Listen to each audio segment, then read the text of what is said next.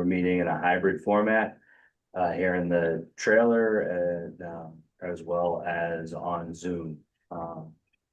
On Zoom, we have Commissioner Planzer. Can you hear us? Yes.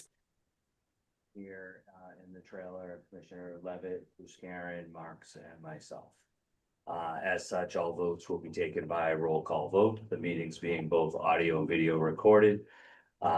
Please use care to mute if you're online your microphone when you're not speaking, and to address all comments through the chair, identifying yourself. And all votes will be taken by roll call. Are there any questions, comments, or concerns with the agenda as published? Seeing none, consider that adopted by unanimous consent. Are there any questions, comments, or concerns with the draft minutes from March 24th or April 14th? Hearing none, we'll consider those adopted by unanimous consent. We need to ratify the warrants of April 15th and April 29th. Are there any points of discussion or a motion? Make a motion for it. And is there a second? Second. This is made and seconded. Any further discussion? Hearing none. Ms. Planzer, how do you vote? Aye. Mr. Levitt? Aye. Mr. Wiscarin? Aye. Mr. Marks? Aye. And the chairman votes aye. Brings us to public comment for any items that are not otherwise on the agenda. In the room, no public comment. Anyone online with public comment? No, Mr. Chair. Okay, thank you. That'll move us on to pending leases contracts set forth on Exhibit 1. And I'll turn it over to Manager Smith. Thank you, Mr. Chair. Yeah, going down the list, the first one we have is with the Loft Aviation Management. They're an aviation school out of Hyannis. They've got, I think, 6 students here on the island, and they're looking to just rent a small space for just a year, just to try it out to see how, if this gets off the ground, no pun intended. So they're looking to rent just one of the small rooms in the flat roof building for $6,800 as a lease agreement. The second one I have is for the counter freight agreement with Hyannis Air Services, or Cape Air. They do provide our the freight servicing between here and Hyannis. Of course, the rates are set forth for the rates and charges, but that is just a standard year-over-year lease that we do with them. The third one is just a license agreement with Forum Bar Nantucket, who provide fitness classes. They've done this, I think, for multiple summers now. Just a standard license agreement, $1,500, but we're glad to see them back again. Next one is Jet East Incorporated. It's a license agreement. They provide, I think, on-call aircraft maintenance here at the airport. They've been doing so for multiple years as well. Of course, that's just the annual business fee per the rates and charges with that one. There's a lot today. The next one's a contract with Capilof's Glass. We have one of the panels in the control tower is in bad shape, definitely needs to get repaired. And so that is a contract with them to repair that one panel for $42,670. Next contract's with AAAE, American Association of Airport Executives. This is the IT service that they do for us to do our training for badging for drivers movement area. We've used them multiple years. Great service. I've actually used them at every airport I've ever worked for. So they're very well renowned with that. And it's very handy to have. So that's just a 3-year agreement with them, $48,510. The next is Ascent Aviation Group, the lease agreement for the 3 refueler trucks that we have requested for this season, $95,910 there. The next is the contract with Carlisle Engineering. That's the fuel farm protection system. It's the annual inspection and testing that's required. A 3-year agreement set forth $59,600. The next one is Premier Fence. That is to repair the actual fence that fell down. Of course, we had the temporary fence installed. This is now for the actual physical repair of the fence that had fallen down. Finally got the contract for that. That's $123,768. And the last one is the task order with McFarland Johnson. This is to move us into the phase 4 for the remediation of PFAS. That will cover the IRA status reports, meetings, water sampling, continued water sampling, continued soil and groundwater investigation, and repairing in one of the wells that's collapsed in the 1-5 approach area that needs to be replaced. So standard task order for that, $173,435. And look for your approval on those. Turn that over to you guys for any questions you may have. Thanks. I have a question on the premier fence, that was the storm damage, correct? Correct, yes. And, are we not insured or are we possibly being reimbursed on that? Yeah, all the information was sent through the CPO of the town with, when Brent Turbo was there, sent to FEMA. I have not had any correspondence back from the town on that, but we provided all the details and all the Excellent. information for that, so we're just waiting to hear back that one. Thank you. I was just hopeful. You bet, yeah. That was all I had. Anything, Mr. Levin? I had the same question, so thank you for asking it. On the refueler lease agreement. I know we had discussed this at the fuel subcommittee meeting. Two things on here. I don't think we discussed the delivery and fee, but I think later on you may have mentioned that we're gonna be hit with that. Yes, yeah, it was part of the whole package. Okay, and it looks like it's for a 6-month term, which takes us, I think, beyond when we really need them. Do we need to run into October, November with them? I think we were planning, I mean, if we can let a couple go, you know, maybe mid-September into October. It's gonna take some reservations and some logistics to get them off, so I'd feel more comfortable going through October. Okay, But but, at least get us through Columbus Day. okay. That was all. And on that same contract on the bottom, there was, and this might be the fees that he's referring to. I noticed additional fees, modem fee and this and that, like, that's all wrapped into this total though? I or believe is so, that- yes. Okay, that's all I was. It's fine, I just wanted to. Yeah, those are monthly subscriptions. But that's covered in this. Mhm. Okay, thank you. But there's also a hub That was software license fee of 4,500. That was the Are more. we already paying that for the trucks that we have? I believe so. I would have to look at the current I believe it's invoicing. We part have of- to be paying it. It's part of the, So the question is that 45 Do we have to include every truck that we've got, basically, right? I would think, and again, I don't. I can double don't- check with that I mean, and we follow still, up. I support it, but I'm just Yeah. wondering the same thing. If you already have the hub, you're paying the hub fee. I could see Yeah. paying. An individual fee for modem per truck, but why, unless there's a limitation on the hub, and if we could just make sure so that they don't just send us another one that we don't actually need and charge us another $4,500.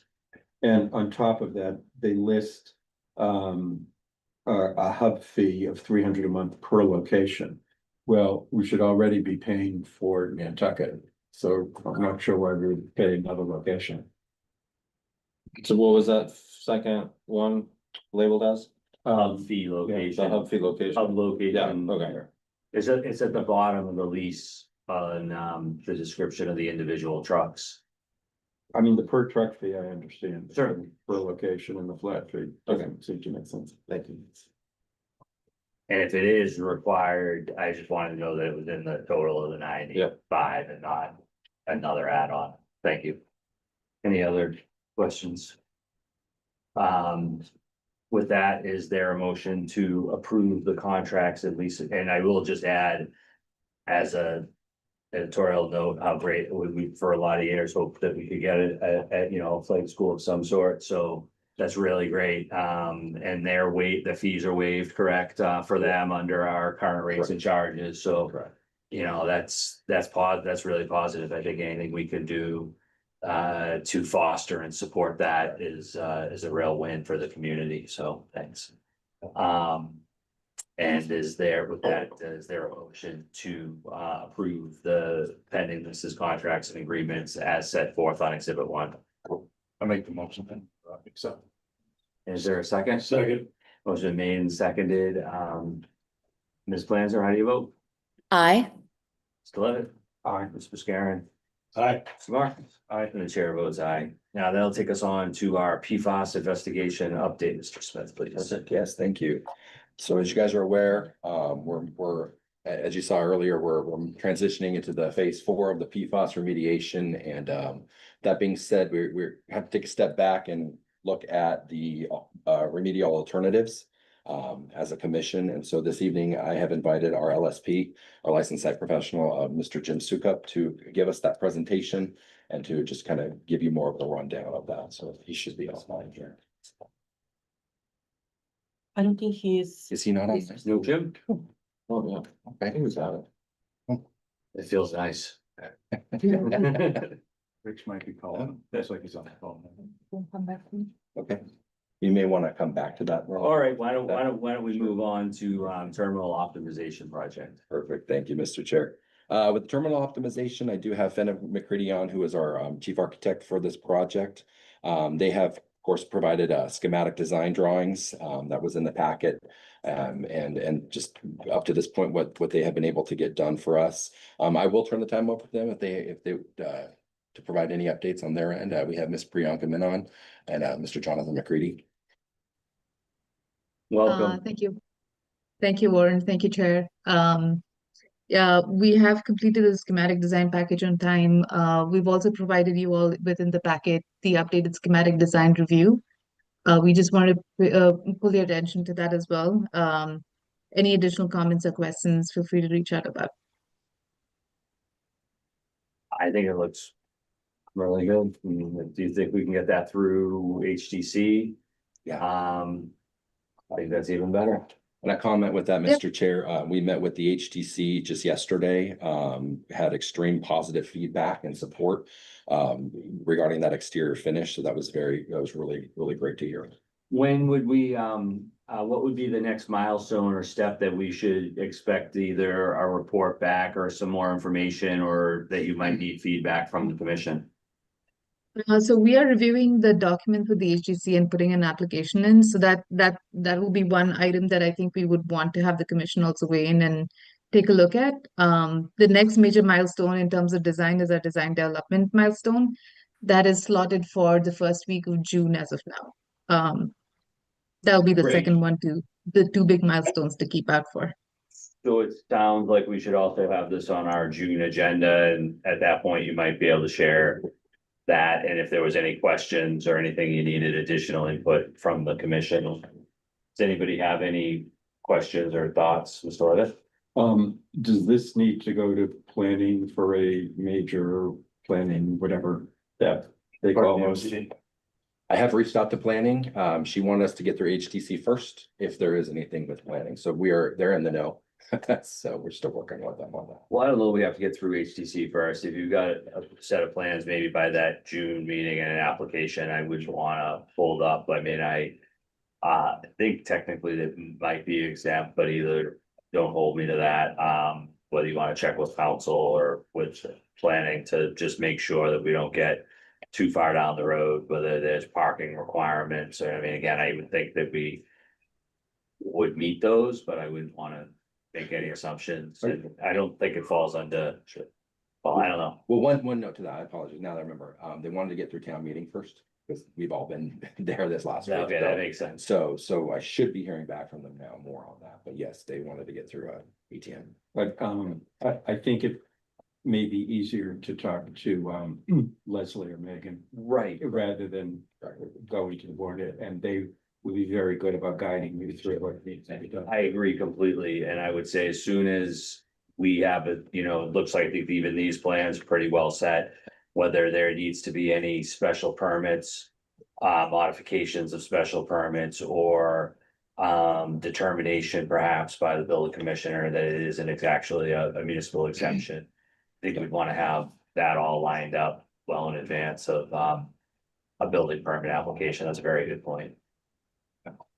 Sounds good. Yeah, I wouldn't wait for them to call you. Got it. And I think you can do That's this in not- parallel. Right. You have to do Yeah. HT first. Perfect. Thanks. But I had one other question. Yes. The schematics were great. And those of you who know me, assume I went to the budget first. And throughout here, there are a number of line items that say excluded. So are those items that we're not going to need, or are those items that we are going to need later, which is going to end up pushing the totals up? There seem to be a significant number of line items.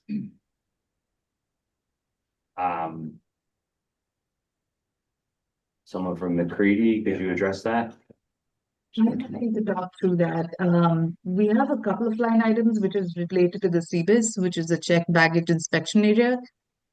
We were initially, just to give a little context, initially trying to include that in the project just because local TSA agents were finding it hard when the existing machine breaks down. So they put in a request for having a redundant machine. Speaking to TSA headquarters, we organized a meeting with them. They mentioned that it wasn't possible for us to get one. During the schematic design set, the airport, which is Warren and Preston, primarily were trying to find out ways if the airport could separately procure that. We have those numbers separately given to Warren and Preston. Just for their personal evaluation, if they wanted to include it, they could choose to include it. But as a part of the design, what we did do is create the space and make that ready for the option if they choose to include a redundant machine in the space. So those are the exclusions that you're seeing. That's the primary driver of exclusions. Aside from that, the other exclusion that we're including is just the concessions furniture placement. For now, we have a tenant in space, and we assume that future tenants would be including that. So those are the two big ones. Were there specific exclusions that you were looking at in terms of the budget, aside from these? Well, I can just go down every page.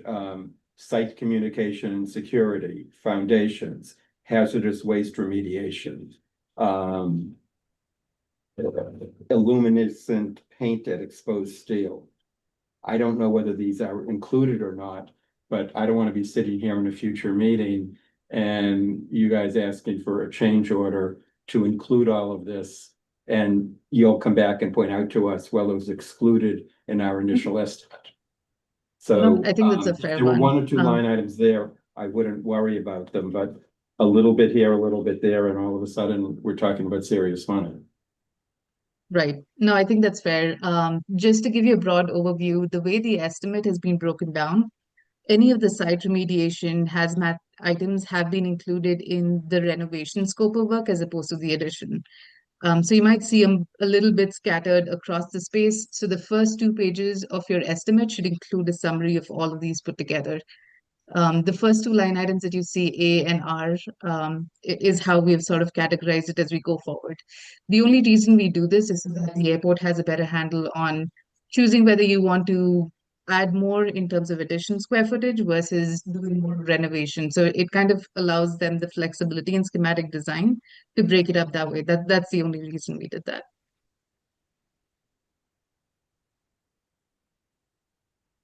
And will this schedule be updated for our next meeting?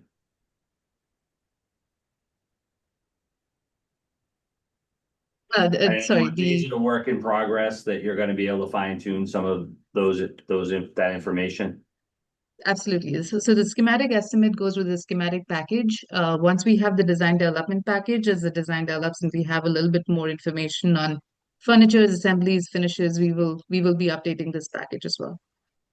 Thank you, and I would say maybe have a little closer look at those excluded line items. The more of them we can eliminate and try to get a placeholder even in there, I think would be positive. Sure. And Absolutely. perhaps if they're not on one schedule, because you say it's covered on the remediation versus the new construction, maybe you could put a note in there that says covered under remediation. C and A or something, or reference A, reference B. If there's a crossover and it's excluded because it's in the other section, then we know that it's not completely excluded. That's a good point. I agree with the commissioner and chair with that. We can definitely add that as for the next round. Thank you. I just had one Yeah. question, make sure that this, this whole scope is made sure that we're not gonna conflict with the potential system we're gonna put on the geothermals, which isn't part of this project as well. So That's correct, yeah. I want to make sure we don't conflict with anything we would have to run through that area to get to the, because I believe that was going to be put on outside, right? That's correct, yeah. So I guess the question, if I may paraphrase to the architects, is does this design provide allowances for whatever treatment system we may use to incorporate with the existing geothermal? I would agree to that, and I can pitch it over to Rich Lasden, who can give you a little bit additional detail for that. That's fine, Mr. Chair. This does not include the geothermal treatment system. That's a separate standalone project that's being That I designed understand. separately from this. Yeah, we understand that, but is there coordination to be sure there's no conflict between Yes, the there, two yes, projects? yes. That's I think what we really Yes. want to make Yeah, sure. the coordination, yes, Just, yeah, it's the not left hand's reflected talking in to the that right. budget, no. Yeah, and then we also had talked about ramp electrification. That's in this, Is, yeah, yeah. is that part of the site? I didn't see, I don't think is that considered in this scope of work under site work, and It's- should it be? It will be in this is an early estimate from our estimating firm. There is still some site work that still has to be worked out in this number. So the design for that electrification is being included. We haven't finalized our complete review of this estimate. This is an early estimate that we wanted to share, but it is not the final estimate. As we finalize our design further, this number will change. Okay, As and we go- that piece of the project will be added to this. It will be added to this, absolutely, Very good, thank you. absolutely. Anybody else have anything on the terminal? Okay, thank you all for all the efforts with this, and we'll see you next month. Thank you all. A couple more updates there, Mr. Chair. I reached out to the FAA on our grant award. They responded yesterday. Still, we're in pending, so still waiting to hear if we got it or not. I know Pittsburgh received 5.5 million as of last night when I read, so some airports are finally starting to hear. So it could be any day now. That we're also meeting with all the airline stakeholders next week to present the schematic designs and ensure that they're on board. And then in relation to what Ms. Priyanka said about the CBIS machine, the early cost estimates is $500,000 to purchase such a machine with $1 million year over year to maintain. So that seems pretty steep. $1 million in maintenance and costs. just O&M for Correct. on an annual basis Correct. for something you're not even using? Correct. Yeah. That- That's the estimates the TSA gave us. I don't know. Can I jump in real quick? Yeah. I thought Priyanka had mentioned there was 500,000 for the machine and 100 grand a year for maintenance. That sounds more reasonable. Yeah. I thought that's what they said. Maybe I wrote it down. Maybe there's an My extra apologies. addition zero at Still the on. end. My apologies. Thank you. We still. Apologies. Is that Confirming correct? that the number that Preston just said was accurate. Okay. Yes. Then I wrote it down wrong. All My right, apologies. thank That's you. was there. Whew. Probably gonna be calibrated. Yeah, sure, even still, that's something I think Right. that Thanks, President. in 5 years, right, Well, 5 years, yeah. you haven't Absolutely. used it Like and the- you bought it Yeah. again. Correct. Yeah. Correct. Yeah. All right, should we make? I presume that's gonna be a commission decision, and maybe we need to get at that sooner rather than later if they're holding space for it. I guess from a design perspective, there's a couple things. One, do you still design the space for it and not buy the machine? In case at some point something changes that you'll get funding and then you'd have a place for it. Do you buy it, just get it done and incorporate it into the whole overall project, or do you change the project and say we made it this many years with one machine? Keep Mr. on. Chair, if I may? Yeah, please. So in designing the space, part of designing the space is also the HVAC demand and the electrical demand. You mean if we include the space? If we include the some space, extra- we want to include the HVAC demand and the electrical demand for the future machine in our design. And if we were to decide we're just gonna, I don't wanna say run for luck, but, there's a piece of that, when you don't have redundancy, then all of that would be eliminated from the design at this point. Correct. Love it. Rich, I understand the FAA turned us down because our volume isn't at the level where they can justify it. What is the threshold at which they would justify it? How much busier would we have to get? I would have to look into that. They didn't say the exact number. Priyanka, do you know, did they say the exact number? Or they just said we didn't meet the threshold? I don't think they said the number. I can find out.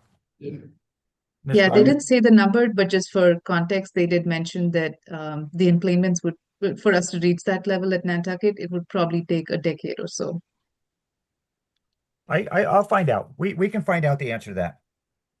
I mean, because let's say we're there in 3 years. If we buy the machine now, do we sell it to the FAA in 3 years? When they're willing to pay for it?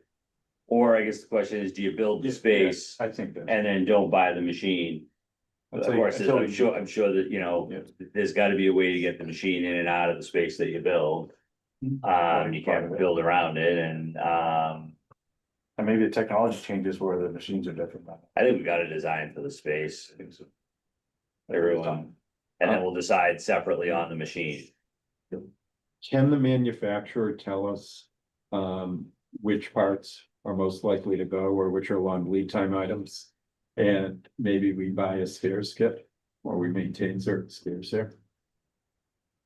I would think I would think we're already must be doing that O&M if we have to do it to. We've had contracts. Mr. Chair, if I may. Yeah, please. So the current machine is owned by the TSA, and so they provide maintenance, and so they are responsible for spare parts and software upgrades and everything associated with that machine. The challenge that has been on the airport is the TSA they don't recognize that you're an island 30 miles off the coast. That's just not in their planning model to understand that. So, you know, Preston and Warren will tell you that in the past, when the machine is broken, there's no ferry available to get the part over on. And so that's been the challenge. Could we offer to buy them spare parts? That wouldn't be a bad idea to have that conversation to see if they would be willing to let us do that. Well, we certainly do that for your camera system and your security system. We buy spare parts and keep them at the airport just for that reason. And if the issue is transportation, Rich, where is the parts depot? We might know somebody that we could call at KPR to get a charter to go pick it up. The FAA has a parts depot at Hanscom. I'm not sure where the TSA has theirs. Again, we can find out. Because again, if it's just a matter of getting somebody to go and pick it up, I think we could be helpful there. Yeah, And we have lots of options for that. learn something new every meeting. All right, yeah. So one thing I think to keep in mind is for designing for that space, that will relocate all the TSA offices, training room, break room. And I think that will be slated to go into where that old gift shop would be. Correct. And if we didn't plan for the space, then that wouldn't have to happen. Correct. Seems short-sighted to do a terminal project of this magnitude and not plan for expansion of the belt. It's an expansion. But there may be an in-between where you put in the power, you put in the HVAC. So that when we get a machine, moving the TSA office is probably short dollars of Is that the something? infrastructure. Yeah, I mean, what do you guys think about a concept like that, you know, preps the space and then you still partition it out or whatnot, so that you actually use that space? I don't wanna overcomplicate things, but I think this is a good thing of the reason we're getting these at a schematic level. Something we hadn't thought about, maybe that's a worthwhile idea. If you create this space and then you condition it, but you actually don't put a machine in there, should it really be this prime located space that then just sits unused? Right. No, I understand that train of thought. The one thing that we can absolutely move out the TSA back of house spaces, move them to the underutilized gift shop space. I think we can also keep the HVAC upgrades. The one thing that I probably would steer away from or recommend steering away from is doing any of the electrical upgrades. The only reason I say this is because the TSA has a PGDS, which is your planning guide essentially, that changes ever so often. So if we do decide to get a redundant machine in the future at some point, there is a little bit of risk out there for the airport if they do decide to change out the PGDS and now none of your flow boxes or electrical equipment is to that standard. So that's the risk item that I just want to highlight. And Probably we can do all of the other upgrades except for the electrical. That would be my take, but I pitch it also to Rich Laston to chime in Yeah, on that. the electrical is just the demand, Priyanka, on the generator and on the transformer. It's not necessarily doing more than that, but it's understanding the demand load. Right, but you'd also have to upgrade the panel is what the Right. electrical team has let me know. Right. So, yep, So maybe providing the infrastructure, right? The cabling, whatever that had to be done without doing that panel specifically, and then you'd have at least Yeah, so you wouldn't have to bring that all in from wherever, from. right. And I think the direction from the commission I'm hearing is that we would provide the space, but likely not buy the machine, but then could we also utilize that space in the interim? And look at that alternative, as well as the parts stockpile separate from the terminal discussion. Yes, Mr. Chair, That we could take a look at that as part of the design team and Okay, send some responses back through Warren. thank you. Anybody else have anything on the terminal? What if we don't get the money? We don't get the money, we're probably not going ahead, are we? I don't know, I I'm gonna mean. sell more jet fuel. And they always, I Jet fuel here, yeah. mean, that's, you know, I think that's part of it. I mean, Our head is sick, sitting out of the window pretty far then. I mean, even without the money, I think there's gotta be talk of the long-term Yeah, we still have to position of do the stuff. airport. With the commercial, carriers now well established. The seasonal tent, I don't think is sustainable. Sort of where Nantucket wants to be personally for, passenger experience. Working environment, all of these reasons. I mean, my sense is we gotta figure out how to fix the problem and hope that we get the money, and if we don't. Look at the revenue side of things. Our revenue's looking up a little. So, all right, with that, is there anything else on the terminal? Shall we go back to PFAS, please? And thank you all. thank you. Perfect. Yeah, with PFAS, as I mentioned earlier, we have our LSP Mr. Mr. Gupta on here. PFAS stuff. So we have presentation of materials for the alternatives.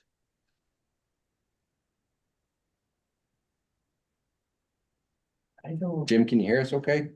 Yes, sorry, yes, I can. Yep, are we ready for me? We are ready. Please. Sorry, I was gonna tune down on the terminal discussion. Not that it's not interesting. I'm gonna share my screen if that's all right. Please.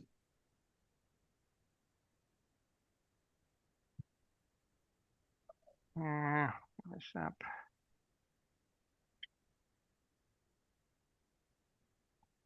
All right.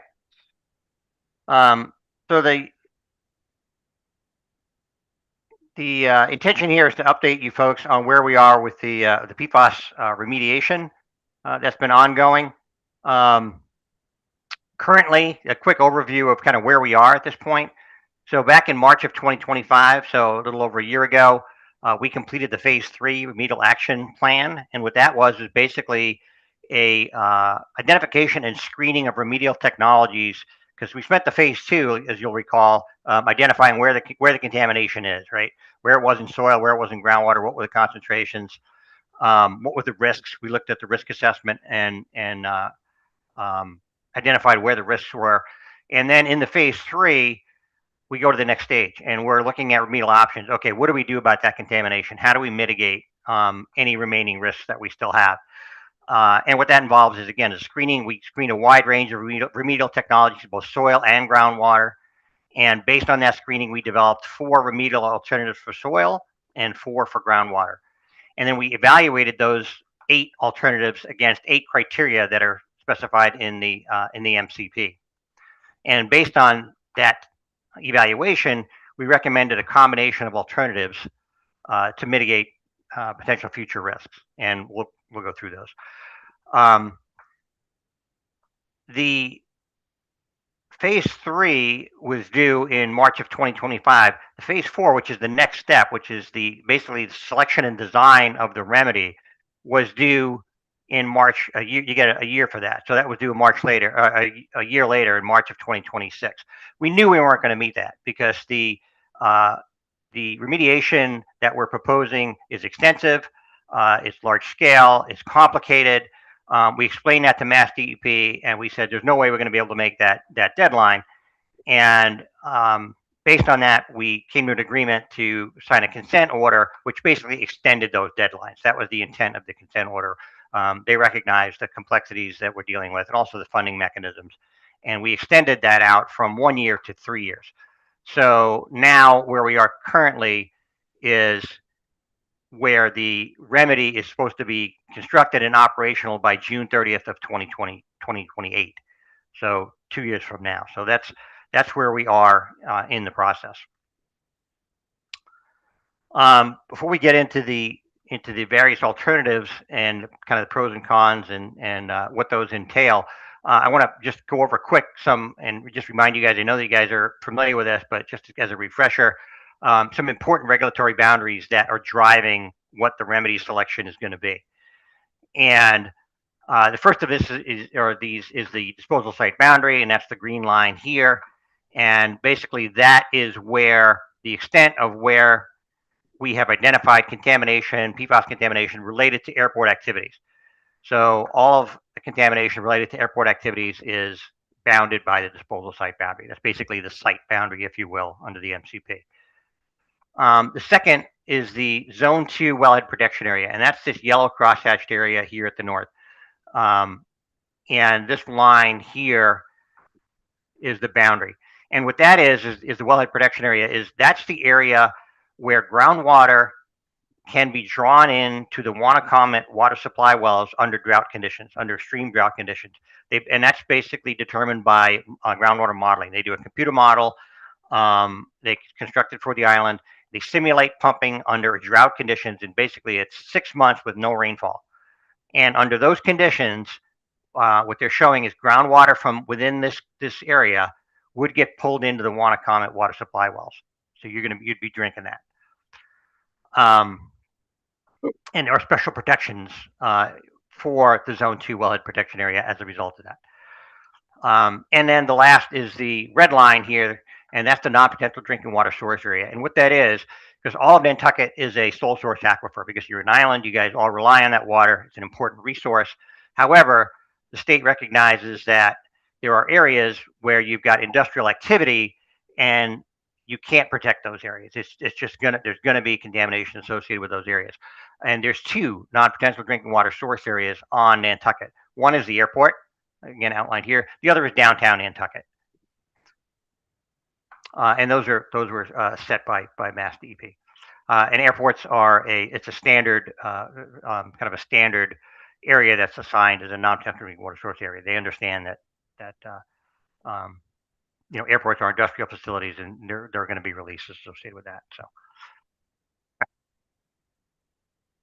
So the remedial alternatives that we developed, again, it was 4 for soil, 4 for groundwater.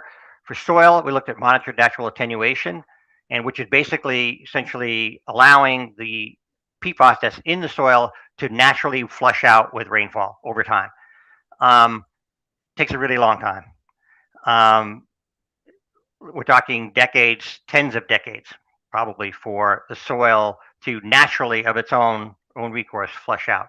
Now, Nantucket, it's the conditions are actually pretty favorable because you've got coarse sand and gravel, and there's not a lot of organic material that tends to hold up the PFAS. So it would probably be on the faster side of that technology. But in any event, it's very slow. The second is capping in place, and what that is basically you're capping the soil, so you're putting an impervious cover, asphalt, concrete, that prevents the rainwater from infiltrating in and picking up that PFAS, and then bringing that PFAS down to the water table. Excavation with on-site treatment. So basically, we would excavate contaminated soils, treat it on site, either via soil washing or stabilization, which are the 2 processes that we looked at, and then put it back.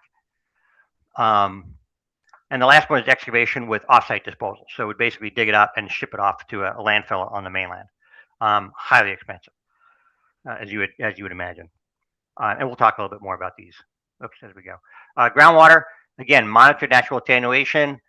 Similar approach to the soil, where you're basically letting the natural processes, groundwater flow, essentially flush out the contamination from the aquifer into the ocean, where it's then diluted. And again, very slow process. We've got a long flow path, even though, again, we've got coarse sand and gravel and we've got some pretty high groundwater flow velocities. We do have a large unsaturated thickness. So there's about 40 to 45 feet of unsaturated soil above the water table, where that's where the soil remedy comes in. That has to get flushed out into the groundwater, and then it has to go from wherever the location is and flush out to the ocean. So again, long-term, very slow process. Treatment of the geothermal wells. I think everybody's familiar with that, right? We're gonna put a treatment system on the geothermal wells so that that system is not spreading the contamination. We're treating it as we go.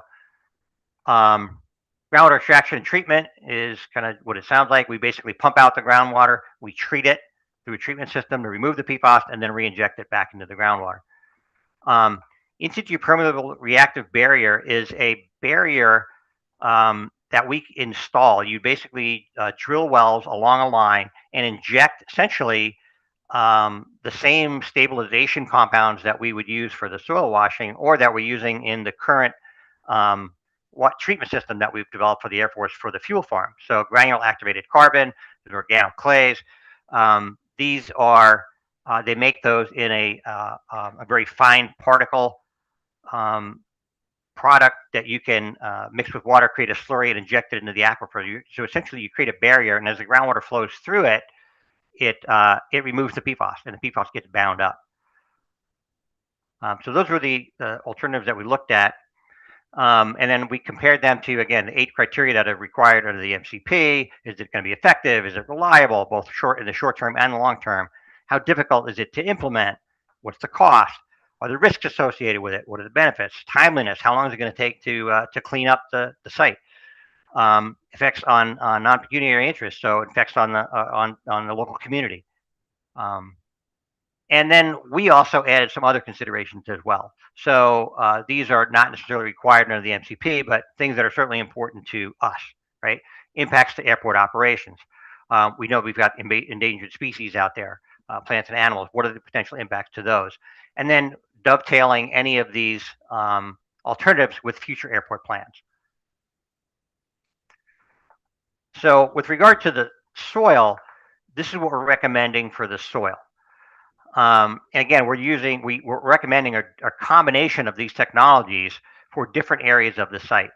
So for the Stroney lot up in this area, we're recommending monitored natural attenuation. And the reason that fits up there is because that soil contamination is maintaining this plume. This plume is almost all within the non-potential drinking water source area, right? So it's protected by that. And where it does go off-site and then go out into the ocean, that's along MVR. And all these homes on MVR have been connected to town water, right? We paid, we put in the water line, extended the water line, we hooked everybody up. That cost a lot of money, and that mitigated any impacts from that. So we don't have to do anything further here. So M&A works for this plume, works for soil at the source of this plume. Capping in place is the next one. Capping in place, we're proposing for the south ramp, runway 6 run up over here, runway 15 mid down in this area, and runway 15 run up down in this area. Those are areas where we found PFAS contamination in soil, but it's under existing either asphalt or concrete areas. So that forms an existing cap. Basically, essentially your infrastructure has already capped it. So the only thing we really need to do there is to seal up any cracks, and in that to prevent any infiltration, rainwater from getting through those cracks and through the soil, and then maintaining that over time. So you have to keep up with it. If you get cracks every few years, you'd have to do that. You have to maintain that. So that's a fairly low cost option as well. The 2 areas that we're recommending on-site soil treatment are up in this area. And you can see, so it's the runway 15 approach area and the Sun Island Road area. And you can see both those areas are within the zone 2. And that's the critical issue is, again, the zone 2 by connecting everyone up to water, on MVR and all the affected residences on the west side, we've mitigated that risk, right? People were at risk. They were drinking the water that had PFAS in it. We've mitigated that. Everybody who had contaminated water is now either connected to water or will be connected to water in the next few weeks. We're down to the last 3 houses. So we've mitigated that risk, but we haven't mitigated the potential future risk up here. So again, if there's a drought condition, modeling shows that this contamination would get pulled into Wannacomet, and then you've got the PFAS contamination in the island's water supply. So we need to do some active remediation here. We need to remediate these areas more quickly. So for soil in these areas, we are recommending on-site soil treatment, and we're going to talk about that in a little bit more detail. Our original alternative was excavation with soil washing and/or stabilization.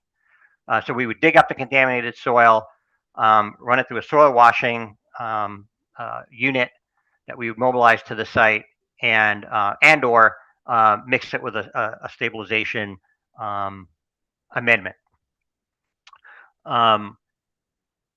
Since that time, we did some additional soil sampling, and because we needed to further refine the area that required remediation in those 2 areas.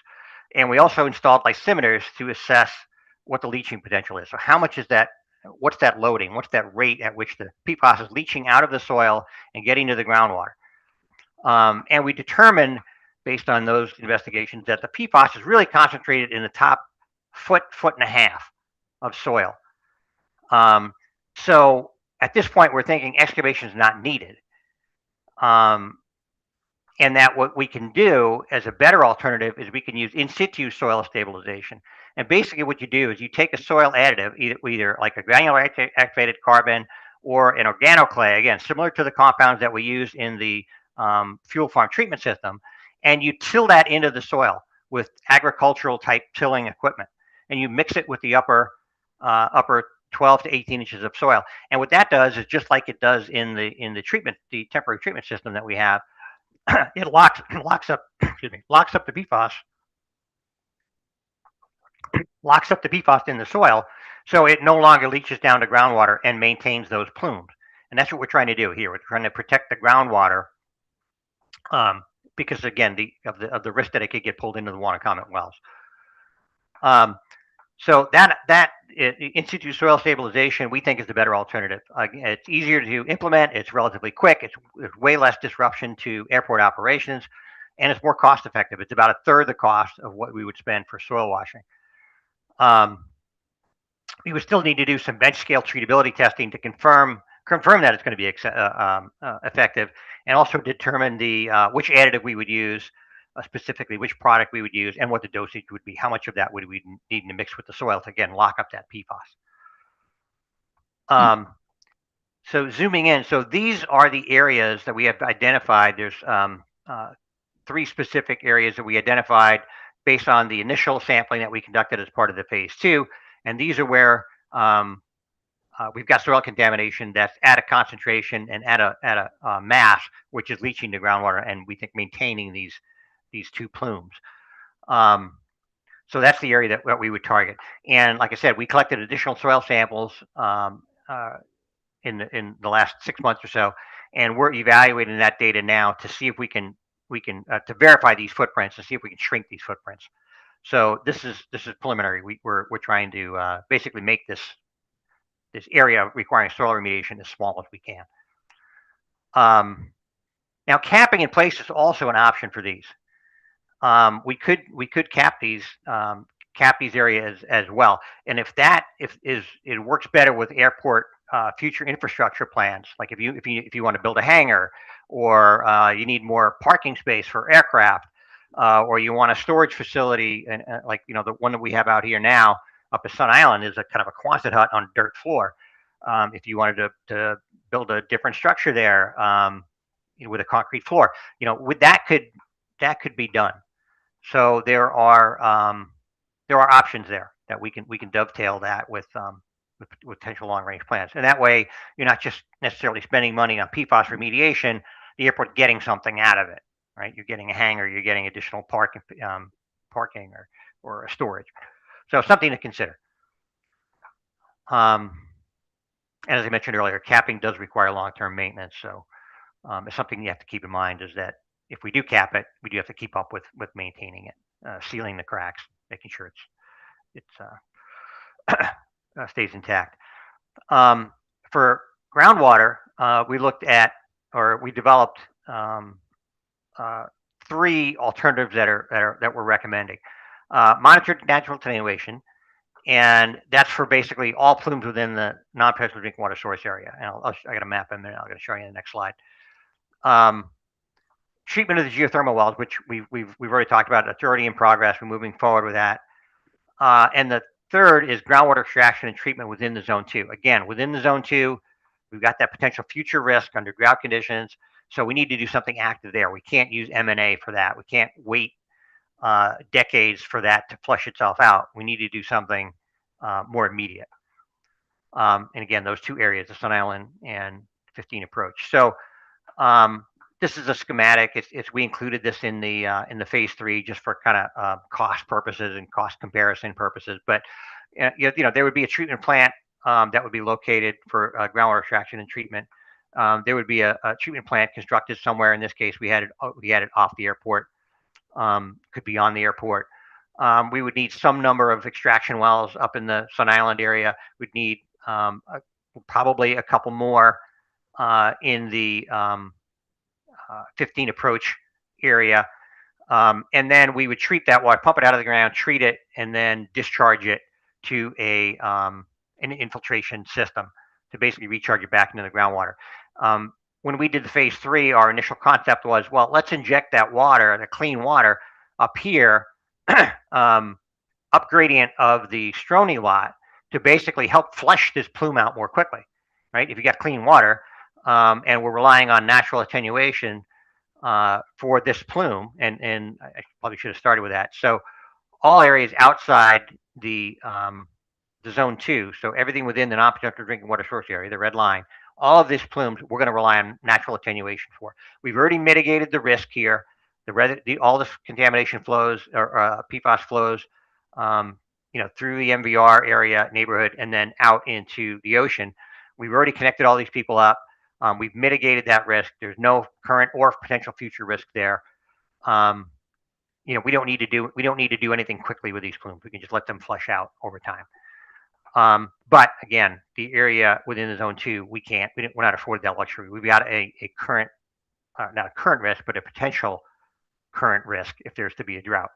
So that needs to be addressed. So, but again, so we had initially thought we could put it up here to help accelerate remediation or cleanup of this plume, flushing of this plume, but that doesn't have to. That's again, this is just a concept.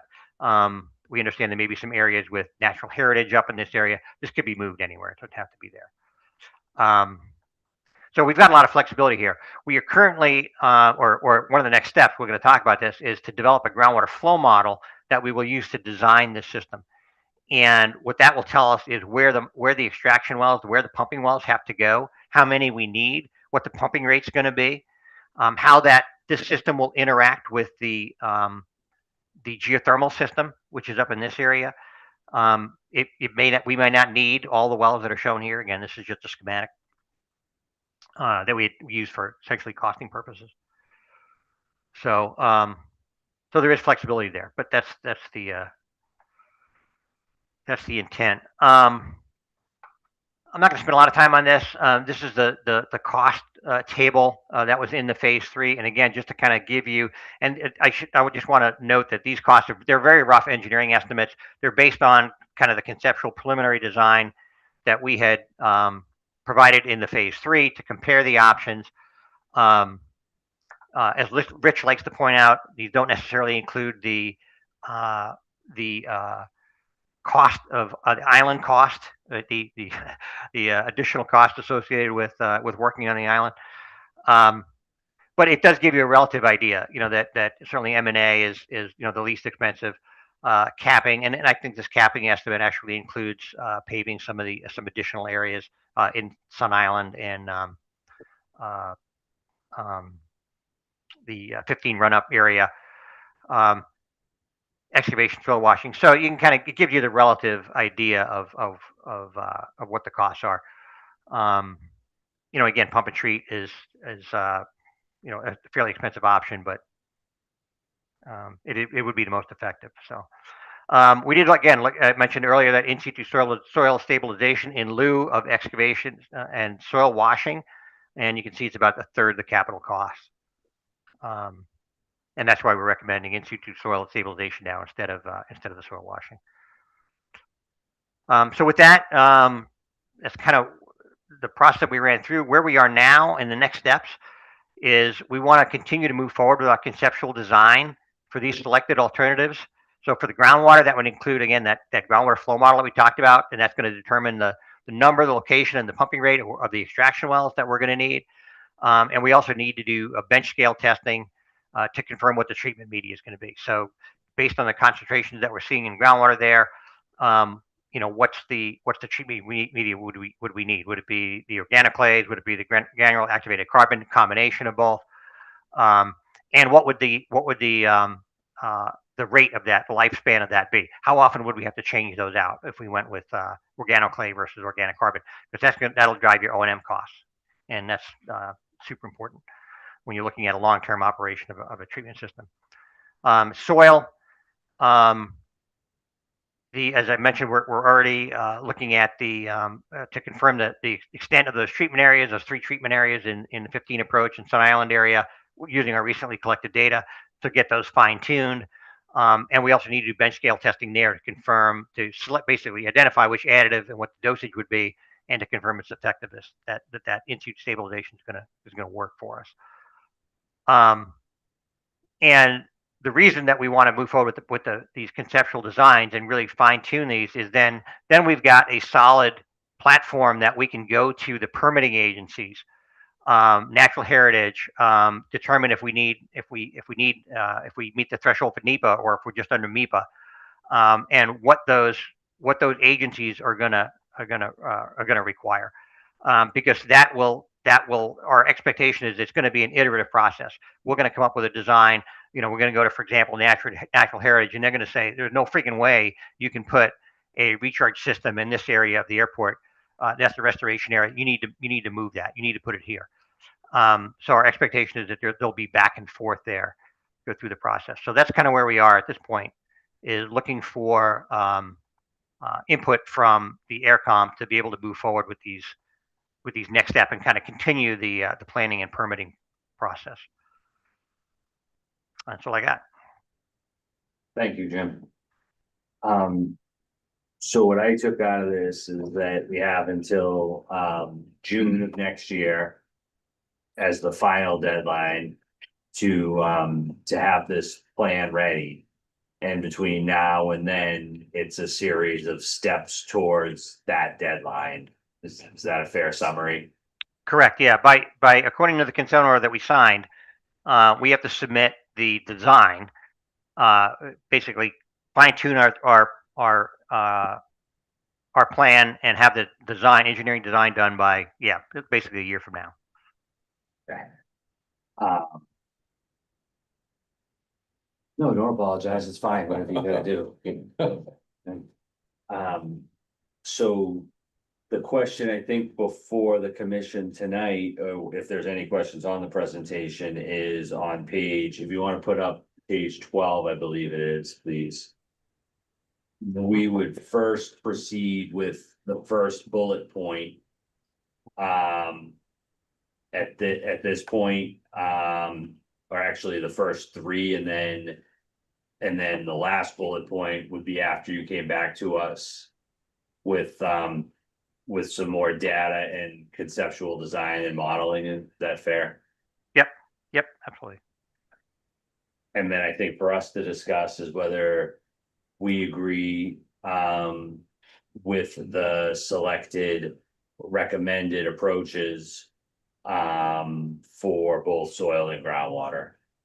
Of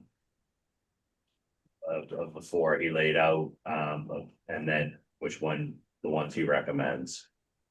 Does anyone think we should do anything different or have any questions?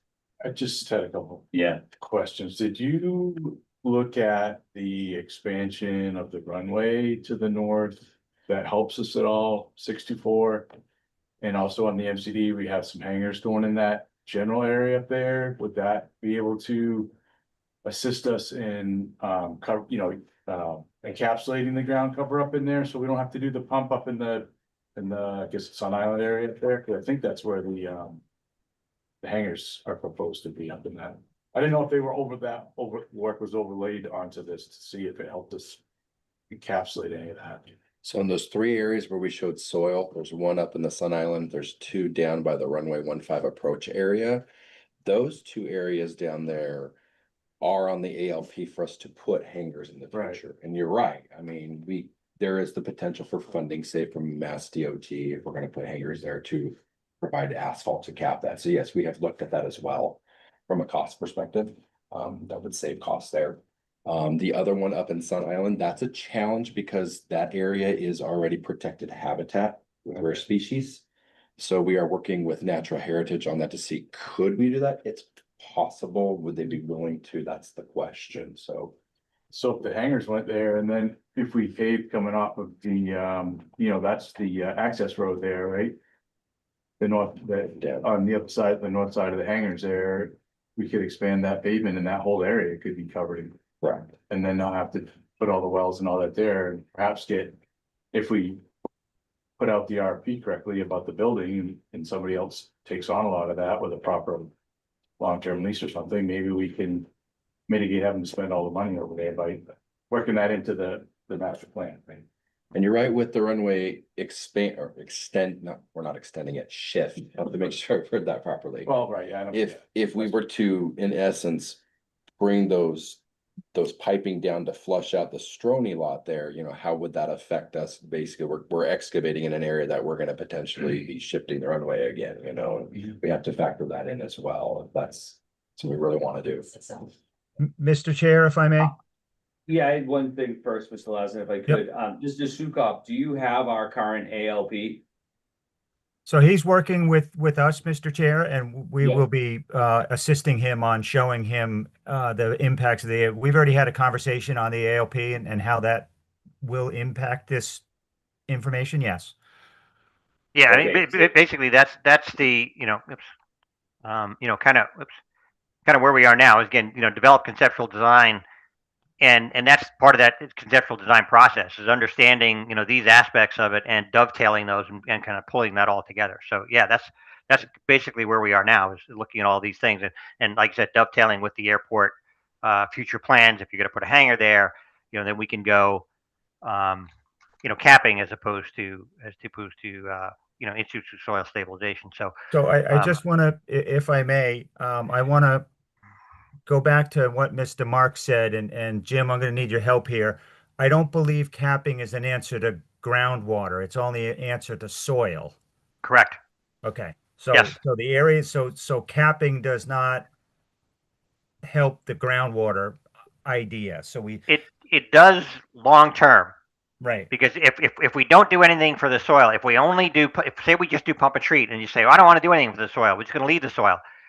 What you're going to do is you're going to pump and treat forever, because it's going to take, and I mentioned, decades and decades for natural attenuation to flush out that stuff, and you're Right. flushing it into the water that you're trying to clean up. Right. So you're swimming upstream if you're doing that. So you Right, really but need you can only mitigate soil with capping. You can't mitigate the groundwater plume with capping. yes, you still need the Okay. groundwater remedy. Yes. Yeah, I believe there was a little confusion on that topic. Go ahead. Yeah, I said another question. Have we seen, we have this movement, right, to the south, the natural water movement. Yes. Have we seen the northern edge of that plume come to the south at all? Are we seeing it recede in that direction, or is it still move north at this time? It's not. Let me go to the plume map.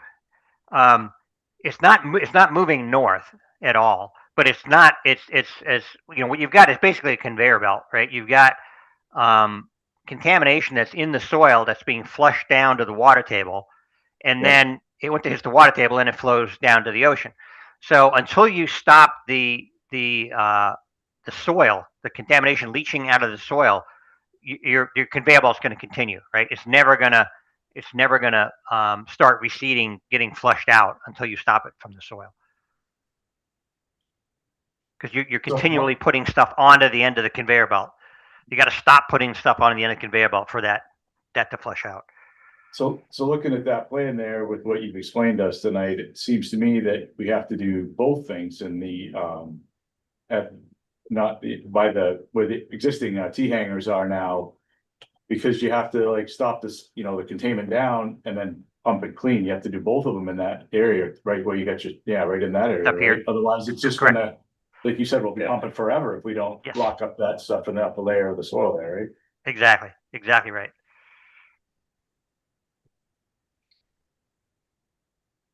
Any other? And my sense is we move forward with our consultant's Yeah. recommendations at this point. Yeah. And keep us posted. Does anybody feel differently? No. So do you need any other input from us? I mean, we appreciate all the work you put in and the taking the time to sort of really lay this out. Is there anything else that you need direction wise from us, Mr. Lasden and Mr. Sukop? No, at this point, we will work with Weston and Jim's team on developing a task order for the first steps, and it'll be some conceptual layout, some coordination with natural heritage and some others to sort of figure out what are acceptable options for everybody. Very good. One quick question. I would just, the only thing I would be cautious of is how quickly you go to natural heritage on that. I would, have it pretty well, kind of figured out what you want to do. Yep. First, just my own experience and sense of things. Absolutely. Yeah, Sharon. Since we're hooked up to the bleeding machine with MIPA, we ought to coordinate, make sure what we're doing is gonna be acceptable to them. Is Mr. Sukup in touch with them so that we don't have a huge plan and we realize we gotta change the whole thing? In other words, you're in touch with them. Since we're under a consent order, I think we need to maintain that communication. Absolutely. That's why we're working closely with MJ on that. That's MJ's area of expertise, working with MIPA. They understand the process, and we're working together to Okay. exactly that kind of that iterative process to make sure that what we're designing isn't going to be unacceptable. Mr. Lasden, that coordination is established. We've started to reach out to them on a high level basis. We have not, because we don't have any plans yet, so we have Yeah, not. understandable, but right, I think the point that's made is, is it at a 30% design level instead of an 80% or something along those lines, that there is that coordination? And Yes, we don't yes, there will I know absolutely you be that guys do coordination. this all the time professionally. We just want to make sure that we are reassured that there's not work that has to be too much of a pivot. And I understand in a regulatory environment, not everything is predictable. Yep. Yeah, I think where we are now is we're in the concept design phase, and that's basically just just going to them with once we get the concept roughed out and, like I said, integrated with airport plans, and so we all kind of are on the same page. Yeah, this is the concept. This is what we want to do. Then we can start talking with those folks, and if we need to pivot on the concept or adjust the concept, we certainly can. And that's the stage you want to do it before you start doing any design, any Very good. design. Yeah. Okay, thank you. Does anybody have anything further on PFAS? Then we just said, yeah, Mr. Smith. You don't mind, Mr. Chair, with the consent order, of course, we have this first year to design what we're gonna do. Then we have the second year till 2028 to actually implement and build and do what we're gonna do. We don't have a capital article for this right now, so of course, we need to have something in place come probably September, October, when we meet the capital committee for next year's ATM to get approved. So keep that in mind, that we are still in that time frame. And we need to, I know that we're in the design concept right now, and that will fine tune what the cost will be, but we are still working with somewhat of the clock there. All right, let's get a placeholder on our CIP for this. I would think, and then be sure that we're filling that in as we proceed, so that at least we know that it's coming. I don't think we currently have this on there, do we, for straight up remediation? We do know. And I did notice on the regular PFAS report that we normally get, I don't know if you were gonna, if we need to go up, but we still have 3 residents getting bottled water as of this period. Is that gonna change soon? I think one dropped off. Am I Yeah, correct to say one that? dropped There's off. just should be 2 So now left. we're down to Right, 2. Correct. And next month, are we gonna be at 2? Next month we should be at 1, actually. All right. We're just into the last home that we sent certified mail to, so. All right, Yep. let's please try to get off the There, bottled water. Yep. Thank you.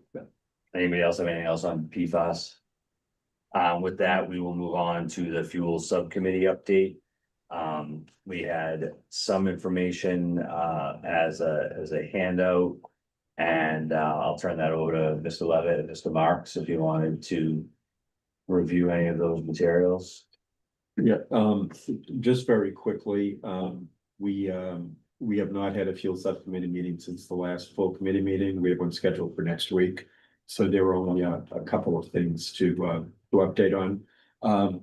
If Rich is still with us, one of the questions that we had in going through the minutes from the last meeting, you had reached out to NEPA, finding out whether we could do a standalone report just for the expanded fuel farm.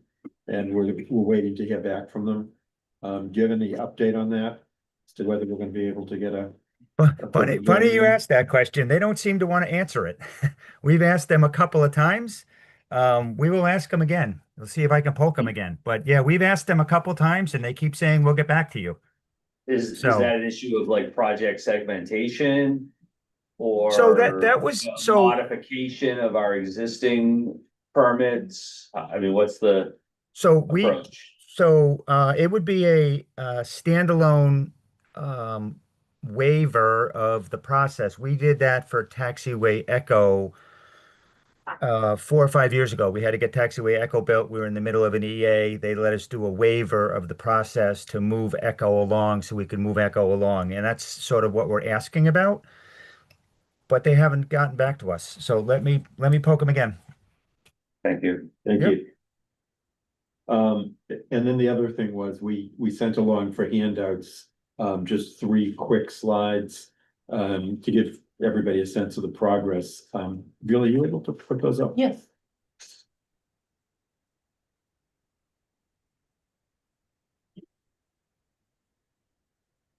So the first one.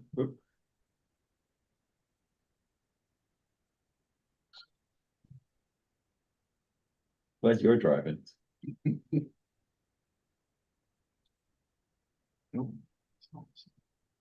There we go.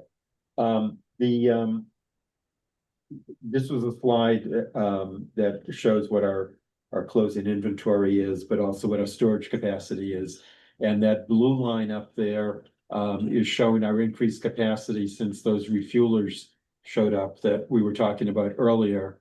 And Preston and team are doing a great job in getting them filled up so that we can lift our inventory up this season higher than last season, which is the blue. And that data was through last week when Preston sent it over. Are we nearing our goal of making orange touch blue? By Friday. Really? Terrific. That's excellent. Okay, so we will keep everybody updated on that because you can see how critical it is, but we think we're making great progress on starting off the season with the tanks full so that when we get into the summer peak, we'll be able to handle the drawdowns more. Yeah, I mean, I love this graph. So the way I look at this is I see that delta between the green and the blue, and then I look at the dip of the blue below the red. And it's just a great visual to see that if everything shifts up equal, all things remaining equal. Of course, they never do exactly, but you know, we sort of have, at least for this season, come much closer to mitigating that that drop below the you know, the 40. So this is great. Thanks for everybody's efforts, and I appreciate this visual. If there are no more questions on this visual, we can quickly go to the next one. Yep. The next one, this is the first time we've distributed this, but when we were playing with the data, we realized one great way to visualize it is this is the cumulative sales and deliveries. And on the top right, which is last year, you can see that gap widening between what we've received, which is the lower line to the right, the blue line, and what we've sold. So that gap is opening up, which is what brought down our total inventory. The shorter lines in the middle is this season. And so far, we've got deliveries ahead of sales. So we're keeping that gap tight. And the goal, of course, would be to keep as little white space in there as possible as we move through the season. So just another way to watch what's happening with supply. Great. And then the last slide is shifting sort of the other side of the equation is what's happening with regional pricing. At the last meeting, we agreed that we were going to lift our spread a bit. There are a lot of lines on there, which are the different airports in the region. We're sort of that fat red line in the middle. And you can see toward the end, it started to shift up a little bit. But I think what's important to note here is we are still priced well below other airports in the region.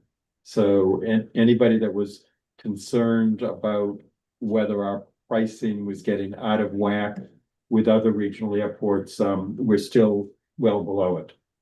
And one other note on the pricing, our pricing is even better than everybody else because the source we've been using to pull prices from other airports are pulling their straight Jet A price, and our price is our price with Prist. So you could probably add another 7 or 8 cents a gallon to everybody else's prices to compare apples to apples. That's all I had here. Does anybody have Thank any you. questions? And you guys have another meeting, before our next meeting and some possible recommendations, things we're working on. Yep. Very good. Appreciate it. Anybody have any questions or anything else on jet fuel? I think Maria's freezing to death over there. I know, you shut it right off. Shut the air conditioning Yeah, if you down wanna here. shut it off, This is suffering. I mean, I always Yeah. am, so. You can move over here, Maria, if you wanna hang out with the other. It's not that cold. I remember I had one meeting, it was freezing, I was dying, and it's, yeah. Did not shut off. Oh, yeah, there we go. All right, Wow. thank you. Thanks so much. And that brings us on to an amendment consideration of the rules and regulations. This is a continuation of the discussion from last meeting that had been crafted as a policy. So I have worked with council and the manager and assistant manager. And as a result of that, it was suggested that the preferred way to do this would be through an amendment of the existing rules and regs. So the current rules and regs already have the 15-minute APU restriction. And so what the proposal before you does is has 2 changes really. One is on page 6. I'm not sure what page of our packet it is. So we want to bring that I up. don't, Okay, that one didn't make the packet. I thought maybe it did, but that's okay. The hard copy here. Yeah, I have it here as well, but so for whoever has it from the handout. I don't know if you don't have access to the email, or if I email it to you right now, would that work, or is that just too? Either way, everybody else should have it, and you tell me if. I should have copied you on that, I'm sorry, so. Do you want me to send it? Okay, so I'll just keep going on. page 6, what we changed is number 8 currently reads, so you just jump right to page 6. A lot of it's, currently reads, APU use is limited to, 15 minutes. And so what we've proposed is to strike that and then add the following 3. One is upon parking, the APU shall be shut down within 15 minutes regardless of scheduled departure time. So that's to try to clarify the APU uses on both arrival and departure. So they don't just assume, well, I'm here and I'm waiting for the next one, and somehow that's different than flight preparation. And then, so number 9 is that it's otherwise prohibited until 15 minutes prior to departure. So it kind of splits the existing into arrival and flight prep. And then it adds in number 10, which is the GPU unit again, and it reads whenever it's available and practicable. Understanding we're limited in our amount of units, but again, trying to in the regs promote the use of the GPU and give the ability to point to that it's in, why aren't you using it if it actually is a situation when it is available. And I think that as a commission and an airport, we should consider whether we need more units, some of the large, I think we got one that will do the larger, 2 now that'll do the larger. And so, and presumably in the near future, we'll have more space to store them as well. So that's, something I think to factor in. So whether we should have that budgeted to continue slowly accumulating enough that you think we have a small fleet of GPUs, given that you have a fleet that could utilize them. And then the last was that the rear of the engines would point towards the runway whenever practicable. And again, that had been I think a longstanding policy at some point, but that puts it into the regulations. So that's on the regulation side related to striking just a single line that says it's 15 minutes and clarifying. And then on page 26, oh, thank you. Do you want to just, I don't know, I read it, so I'm sure everybody could see it now. And then on 26, that adds the penalties, which again, we had had some discussion about considering catering, considering loss of privilege. Mr. Buscarin, I think you made a good point, which was, why isn't it a straight fine?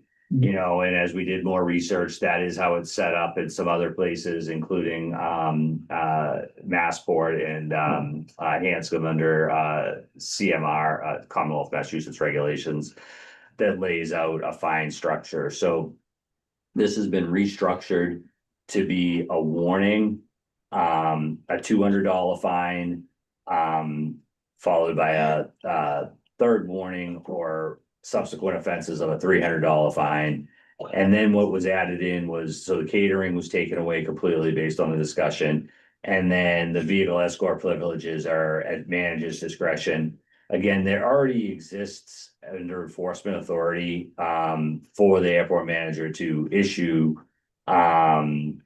penalties, but I think this helps to clarify what those penalties might be and also put operators on notice. The idea of the potential loss of vehicle escort privileges is an understanding that to some operators, a fine may be looked at as a cost of doing business, and that's just going to continue. But they're actually, if they want to operate on that basis, the airport manager would have, this as a potential other remedy to work on. We would prefer not to do that, and we prefer compliance.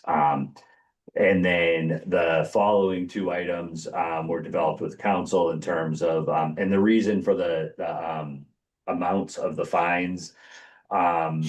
One of the discussions I had, again, along the lines of, okay, we're going to buy GPUs, we don't just have them doing cost of business. What should it be, like 1,000, 1,500? Well, there's actually a Mass General Law statute as well as a local bylaw that has to do. So these are a per day limitation. You could do it day after day if they kept getting them, but. Unless we wanted to, if we went higher, we could face potential challenges, which I don't think that's what we would be looking to get into. So that's why these amounts were set. The 300 is a max. The 200 was. It could be 150, it could be something different if the commission wanted, but it seemed.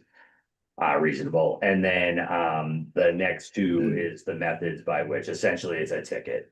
Type of an approach. Again, something that could happen already. Under the local code of the town. But this, I think, clarifies and puts it into our regulations. My hope with this is that it also gives the administration and the staff that are working the ramp something to directly point to and say, I'm just doing my job and this is what the expectation is. One other thing that was suggested was a few years ago, many of you may remember, there had been implementation under the former manager and former FBO supervisor of sort of this was when we were first bringing on the south ramp. This was all an extension of the commitment that was made with the approval of the south ramp, that it would help us better manage the run times that were happening on the existing ramp. And there was a ramp management plan that sort of broke it into zones, hot, cold, signage. My sense of that is it maybe didn't really accomplish the limitation on the times and created more confusion and required more signage versus just a blanket, this is what the rule is. There's also, we have to be fair in the application of this, but there is subjectivity to this, ultimately with the manager at the manager's discretion as to, sort of when and how tickets are issued. There was questions that, I assume there'll be some questions, but I just want you to know sort of the things that have come up as we've worked on this to prepare it for tonight. How it would be administered. There would be an additional seasonal staff person that would be under the administration side that could also work weekends and then not be just reliant on ramp agents. And then we'll have the new software, which that was one of my other comments when we get to it, was if we've heard from 1200 Aero and that would be able to, have a brief look back period. I don't think you want to send in something to somebody a month later. And even if it's a letter or what you call a written warning that says, we noted that this, we'd appreciate, compliance and trying to reduce our pollution from emissions and noise, but really a lot of it, I think, is the fuel burn that's happening there as well. So I have a question. Yeah, welcome to. Where is this? So it's not in the packet. This was a handout. No. I'm a pilot, right? Yep, so this I is just under looked at the, all this and I'm like, this isn't obvious to me. Is it a NOTAM or not? so that's a good point. So- No, that's a notice to airmen, that's different. Right, so it's in the rules and regs, which is on the website, and that's one of the things that I had mentioned to Mr. Smith is that we need to make sure that it's prominent. But right, exactly. How is a It's- pilot aware of? They're not aware of it. And- I've and flown in then- here 100 and- times. I never look at that. I look at the NOTAMs and that's it. In the NOTAMs, Yeah. I mean, in the FBOs, right?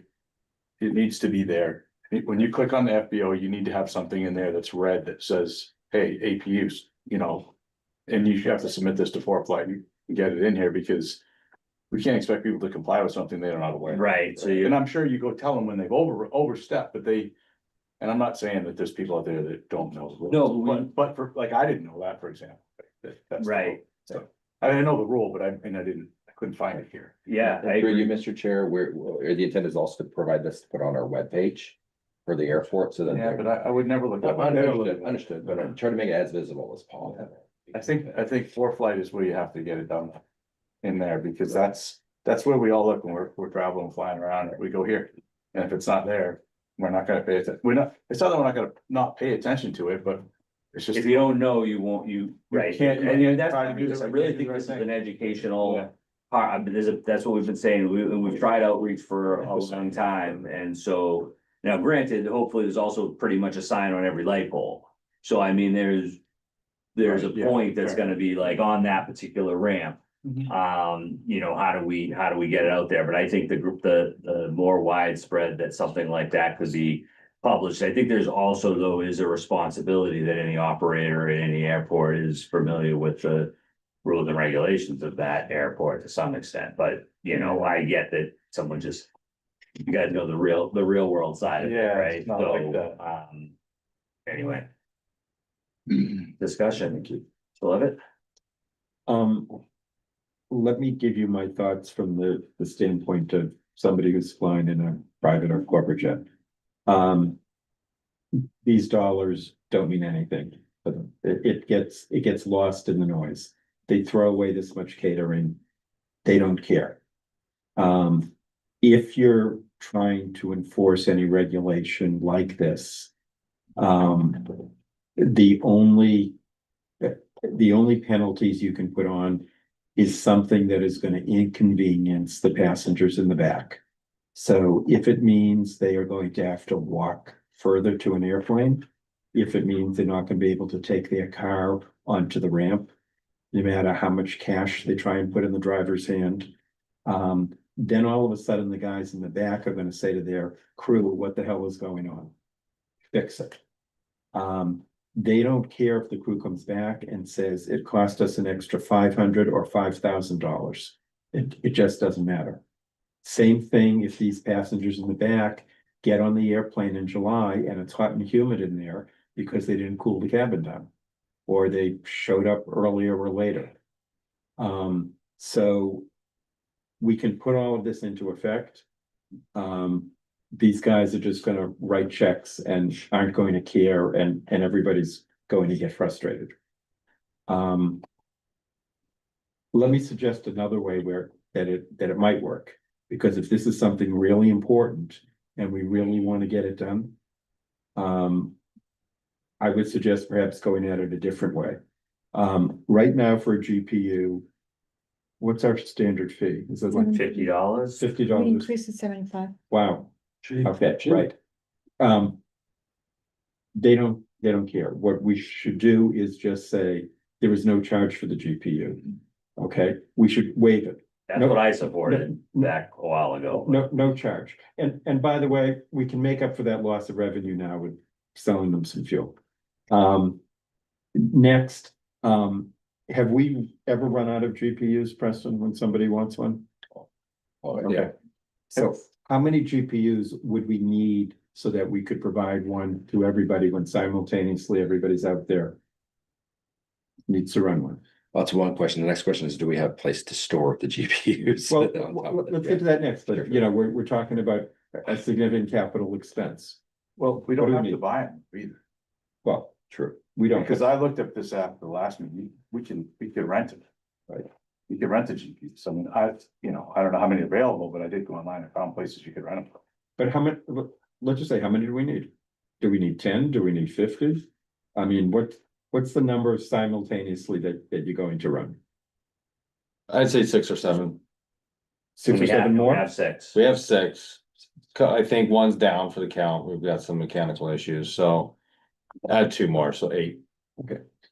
I mean, I think we look at just renting a couple for the summer, Right. see if that gets you through, right? And then before you commit to buying them, then maybe. you Yeah, need more. I did look at renting last year and it was basically the cost of buying one. Oh, okay, But I was I didn't actually only get a quote. a couple of companies that I had talked to. And And we have funds in the budget for one this year? we have money, lead times are 16 weeks. We're a little bit late for the season then. Plus, we can't order anything until July 1st and we would have to get contracts in place. Fine, though, I mean, this is long game, you know, Mhm. so we're. I'm guessing there are some FBOs in South Florida that may have some extra GPUs that they're not gonna need till the fall. In my sense, I appreciate that, and maybe, but my sense is if we have the 5 and we need it, you know, let's make sure that, let's put the contracts in place and buy them into the next year. And, And it gives us a chance to track how many you actually, need, right? If you got 6 of them out there every single weekend and you need a 7th one or an 8th one, then we'll get a sense of it then, a good plan. and I think we get 8 and, it sounds like we look to get 2 more. Fix the one, replace one, Have a spare, like Right. you need 7, have 8. so that's all within the realm of doable. And then our communication and outreach to crews are, this is so important to us that you work with us to reduce the noise, that we are waiving all GPU fees and we are bringing it to you. Yeah, I'll tell you, I favored that and was against adding that to the rates and charges about 5 years ago. And it was that we shouldn't offer anything for quote free, but I would support that as I think we'd have to change our rates and charges for that, but I think that's a very helpful You can suggestion. always charge less, who cares? Right. Rates and charges only matter if you're charging more. Isn't that right? We don't have to charge them. I would think you have the ability as a manager to waive Oh, yeah. fees. And you know what? It would almost be better if we told people the GPUs are $500, but you're special, we're gonna waive it for you. And let them think that they're getting something more of value. Yeah, So that was my first overall thought, kind of getting down into the weeds on some of these rules where you start to talk about 15 minutes before scheduled departure. Well, what's scheduled departure? The passengers have a sliding departure. They're going to be there between 2 and 4 p.m. So is scheduled departure 2 p.m.? In which case, we haven't told them in here, once they start at 15 minutes before scheduled departure, how long they can run it. Because you've now taken that part out. Right. So that. so you should strike that. I mean, that's why we have this for discussion. You strike immediately prior to scheduled departure and just have it say is, Prior to departure, you can only run it for 15 minutes. frankly, we should just keep Right. number 8 and get rid of the draft number 9. Okay, so then let me, Okay, yeah. the next one. So now someone's scheduled for 2 o'clock departure. They get there, they get on board. It's raining, it's hot. They close the door. There are thunderstorms coming through and there are edicts out for all of New York. So now you get your passengers sitting there with the door closed. You have to be running the APU. And they've got an edict that's maybe 90 minutes out, but they've got a requested to ATC to go earlier. They've got a requested to ATC to route me up to Stewart instead of to Teterboro, so they can get in the air and they'll refile once they're, I mean, everybody knows all these tricks, right? So because that request may come through, you're not gonna send your passengers in, or because you've told the tower says if it comes through earlier, can you go? And you're telling them, yes, we can. So, Can't we just send all these airplanes down where the fence is?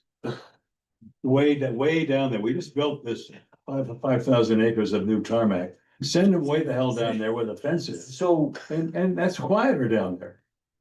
I mean, I think these are all good points and we have that was part of the concern is the implementation. How does this effectively work? But the other side is how do we curb? And, I think there needs to be a level of reasonableness to the fact that those are the situations that they want to go and can't is very different than we're just waiting for somebody to show up. I mean, that's how do you address that on an operational basis, right? Like that, it's very different when it's out of their control versus in their control. Where it's a choice versus, I completely understand. We don't want everybody to be unhappy on the basis that they're sitting there stuck, right? That's very different than my observation of a lot of it and, different sides of it is that people just haven't got there and they're ready to go and it might be, and a lot of times over an hour, waiting. And that's the part that I think we should be trying to curb.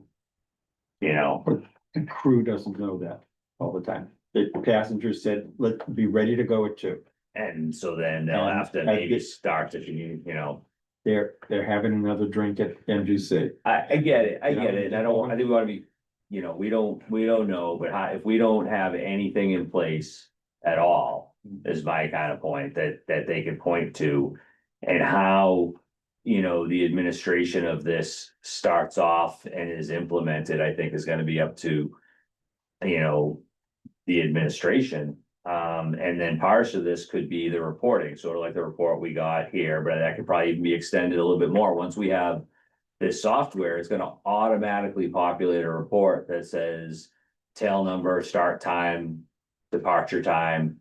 And the edicts are all public though, so if they're in violation sitting there, that the software should be able to be designed so that it can pull. Right. So that to know that, because you don't always know that you have an edict, I mean, well, those guys may do, but like I've been given one and I didn't know until I got there and lifted my flight plan, and then it's like, yeah, you can leave at 7 o'clock tonight.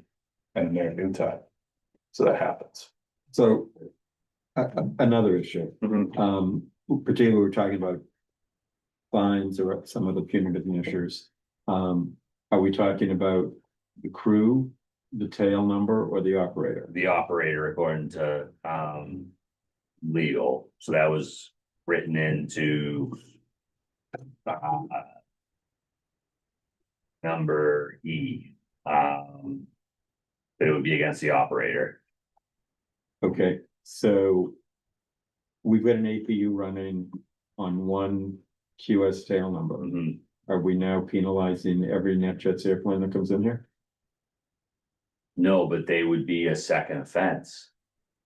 If they did the same thing, Totally different crew, totally different airplane. but it's the same boss, same organization.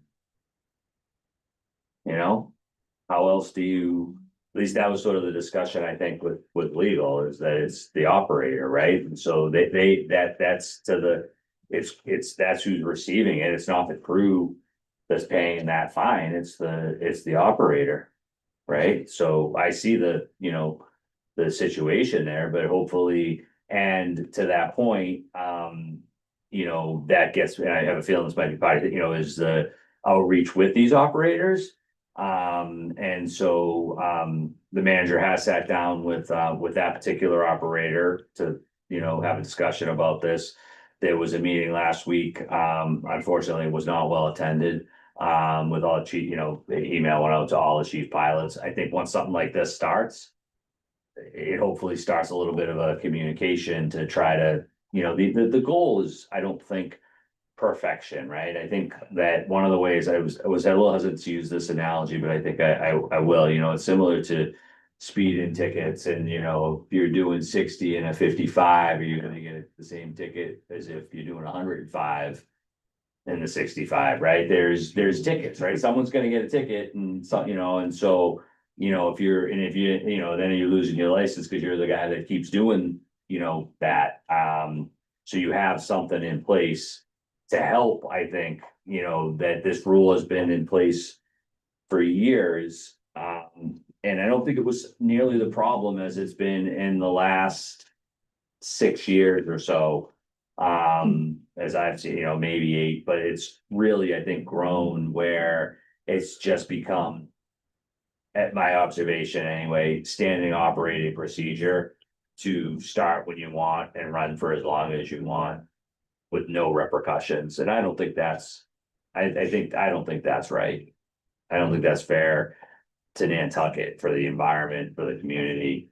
And the airport should have some say. I mean, the rule, that anybody can just, like, last season, there was somebody 4 hours sent there. I mean, I don't think that's the kind of, what we want happening, I guess, is what I'm kind of getting at, but I see all the points that we want to be thoughtful in the administration of this and not overly, heavy-handed, making sure that we're fair, but trying to identify.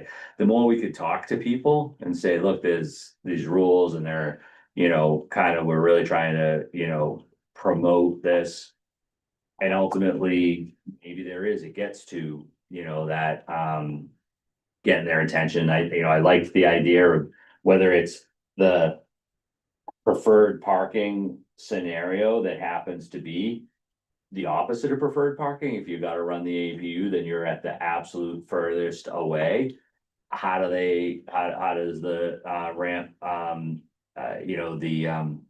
airport manage that? And then there's also a bit of a conflict with the expansion conditions were of understanding sort of that was where it was just longer term parking. And, they had to talk about, toe in, toe out. We agreed that toe in doesn't make sense, but perhaps, in some cases, so, but now you have the barrier that you didn't have. So I think there's got to be an evaluation, but I think that might be one of the answers, as was suggested, which is you've got a barrier now. It also happens to be the least desirable spot. That's sort of a double win. You run down there, they don't want to be down there, but if you really want it. So I think that we could look at all of these things. As sort of a package to try to start to, because I don't think what we've been doing has been working. I think I've seen a slide that has continued in the other direction where, well, they're doing it, I'm gonna do it. And it's rolled into that, right? And so where can we do? Yeah, But I think what I'm suggesting is, as opposed to trying to convince them to limit APU usage, or there are going to be penalties, and we can discuss what the penalties are, to instead turn it around to a pitch to join us in protecting the noise thing here. Part that we're doing is we're waiving GPU fees. We bought more GPUs. We will have one to you. And then if we have somebody who has chosen not to get a GPU and run their APU, Send them down the end. then, we start to come up with more egregious penalties for those. But instead of going after them with do not APU, say, do use a GPU. Do. well, we put that, we did, I agree, I completely agree with that. And I think that's what the communication outreach has to be, and I think when they arrive and they're parked and waved in, that the line guys have to say to them, we want to make sure you're aware that we're providing free GPUs and we want you to use it when you're getting ready to go. When they put in their fuel orders, and Absolutely. they're all, That's it. they're all told To that. educate him on with the Right. right guy, just talking to the pilot. He's gonna talk to him anyways, right? Make that part of his stitch. Sure. I agree. I think this is just giving them teeth at the other end of it. Right, and I think it's at the It's a small- discretion. As small bite as it is, it still gives them, sets up the rules.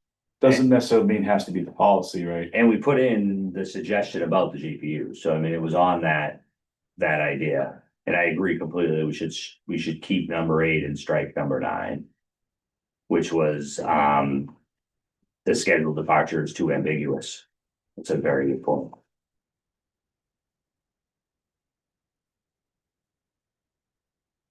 And just one other quick example about whether or not you're changing behavior in various flight departments. In this month's package, there was the APU report and there were only 3 aircraft listed. 2 of them are the same flight department based down at PDK. One was a G5 and the other was a G280. So it was separate crews. Yeah. It was from the same operator, and they obviously have some policy that they run the APUs. Mhm. And they didn't care after they were told each time, they gave the stories, but I mean, here's the evidence that. I agree, I think that we're gonna see more of that, but as we try, at least that. And I think it's helpful for us to, see that, as opposed to sort of they gave there was something that was said, and I think that what's gonna really help more than that is the auto information that shows actually what those run times were, again, is it, 18 minutes or 21 minutes, or was it 2 hours and 21 minutes, right? I think that's a difference that, you could then look at, and that's gonna be the difference maybe from a letter from the environmental coordinator versus a call from an airport manager, right? I mean, no, but just there's different levels as things go, and whether it's to a chief pilot or a CEO or what have you, right? So let's just look at, can we improve it a little bit more? That was sort of the goal as I saw it. At last month's meeting in Warren, in your manager's report, you said the 1200 Aero was going to be ready early May. Right. We're in early May. Is it ready? Is it here? It's practically there. Yeah, we met with them yesterday. They gave us the overview of the graphic. Looks amazing. They've just been compiling data, day over day, just to build on that. And it looks really good. They show us each day how many APUs were run, the average run time on top of that. And then it breaks it even down to which operator was running for how long. And so we can see exactly who it is. So we're meeting with them this next week. We told them we want it ready full-fledged Memorial Day. They will make that deadline. They also started sending me, I don't know if you started getting them, but this morning I started getting the notifications. They're starting to come ping through whenever we see an operator. So those are working perfectly as well. So yeah, Thank you. we are definitely on track for a Memorial Day start, for sure.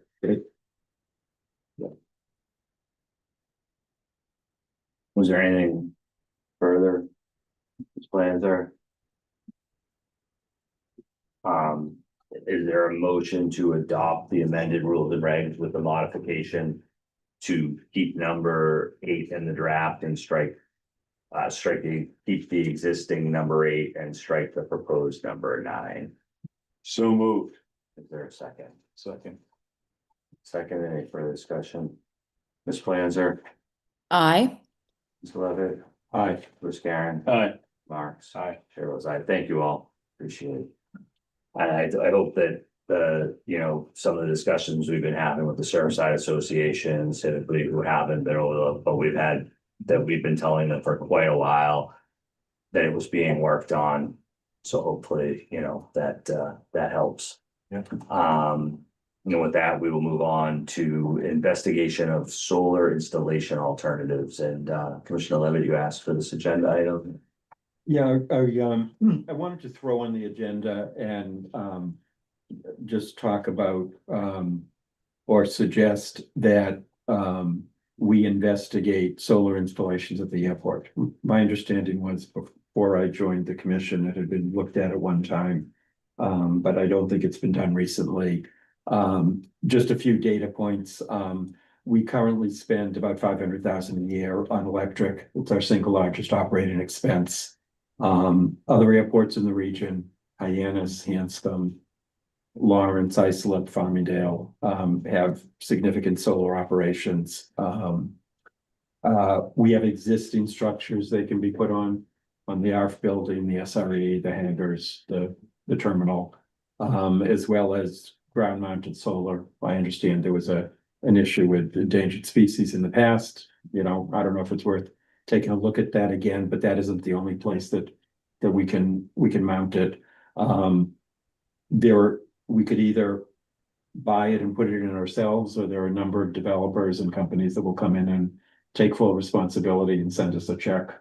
And I think we need to understand what those differences are, what's around for grants, state, federal, what National Grid's doing. I know the town has an energy office that's doing a little bit of work on it. I don't know if they're doing it to the scale that we would need to do it on a commercial basis. But I know there's a lot that I don't know about it, and probably many other people here don't know about it. But I'd like to move that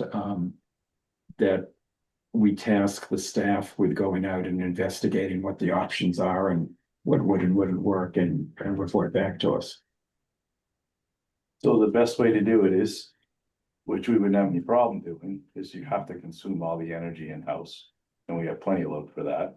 You never want to sell back. You want to own it. You don't want to have somebody else put it in and own it because you don't reap the most benefit from that. Those are the two biggest things you have to do, And it has a fairly quick turnaround.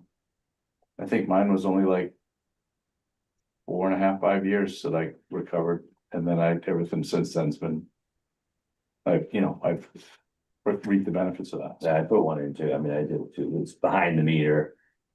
Yeah, it's not, yeah. Well, you never know. And I think that I was a big proponent of this back in, I think, when I was surprised when I looked back, what you call it was 2011.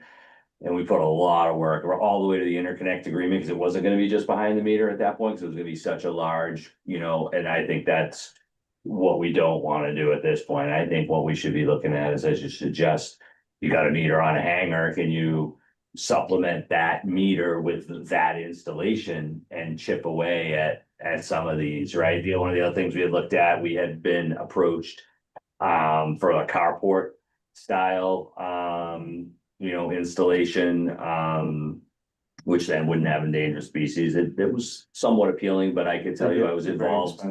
Yeah, I was involved with the one at Woodall's Way, and I can't believe the amount of infrastructure, the concrete to support those cantilevered, like. It's not just a simple, like, holding those things, like, it was really significant. So I don't know that was just my sense on that first, if we could identify, and that also raised, like, well, what about the new terminal?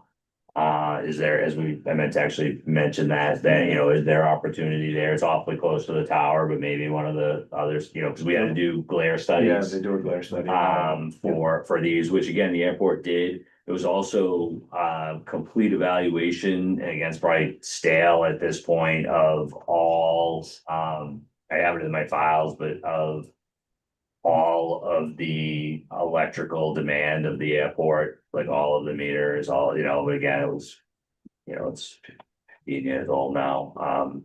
And I think recently the battery technology has changed. So Right, that you would want to put in the battery packs so Yes, that or- you can, use the power all the time. right, the Tesla wall or what have you. And I think also from a community standpoint, where there's been talk on Island the last few years about, are we gonna need a third cable?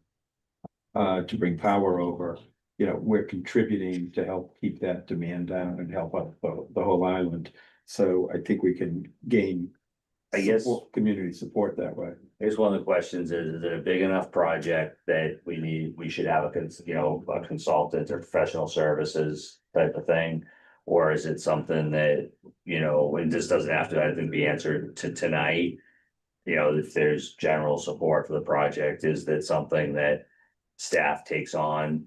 Can't quite, maybe it's a staff project for October versus a consultant project for June or what have you. I guess those are some of the things that I wondered. What's it gonna take to identify and advance? I mean, permitting wise, it shouldn't be that difficult from if you're on existing buildings. If we touch the ground, it gets complicated from conservation management permits. Is Madison shaking her head? Are you She interested? wants to do it, Are or? you interested in that, Madison?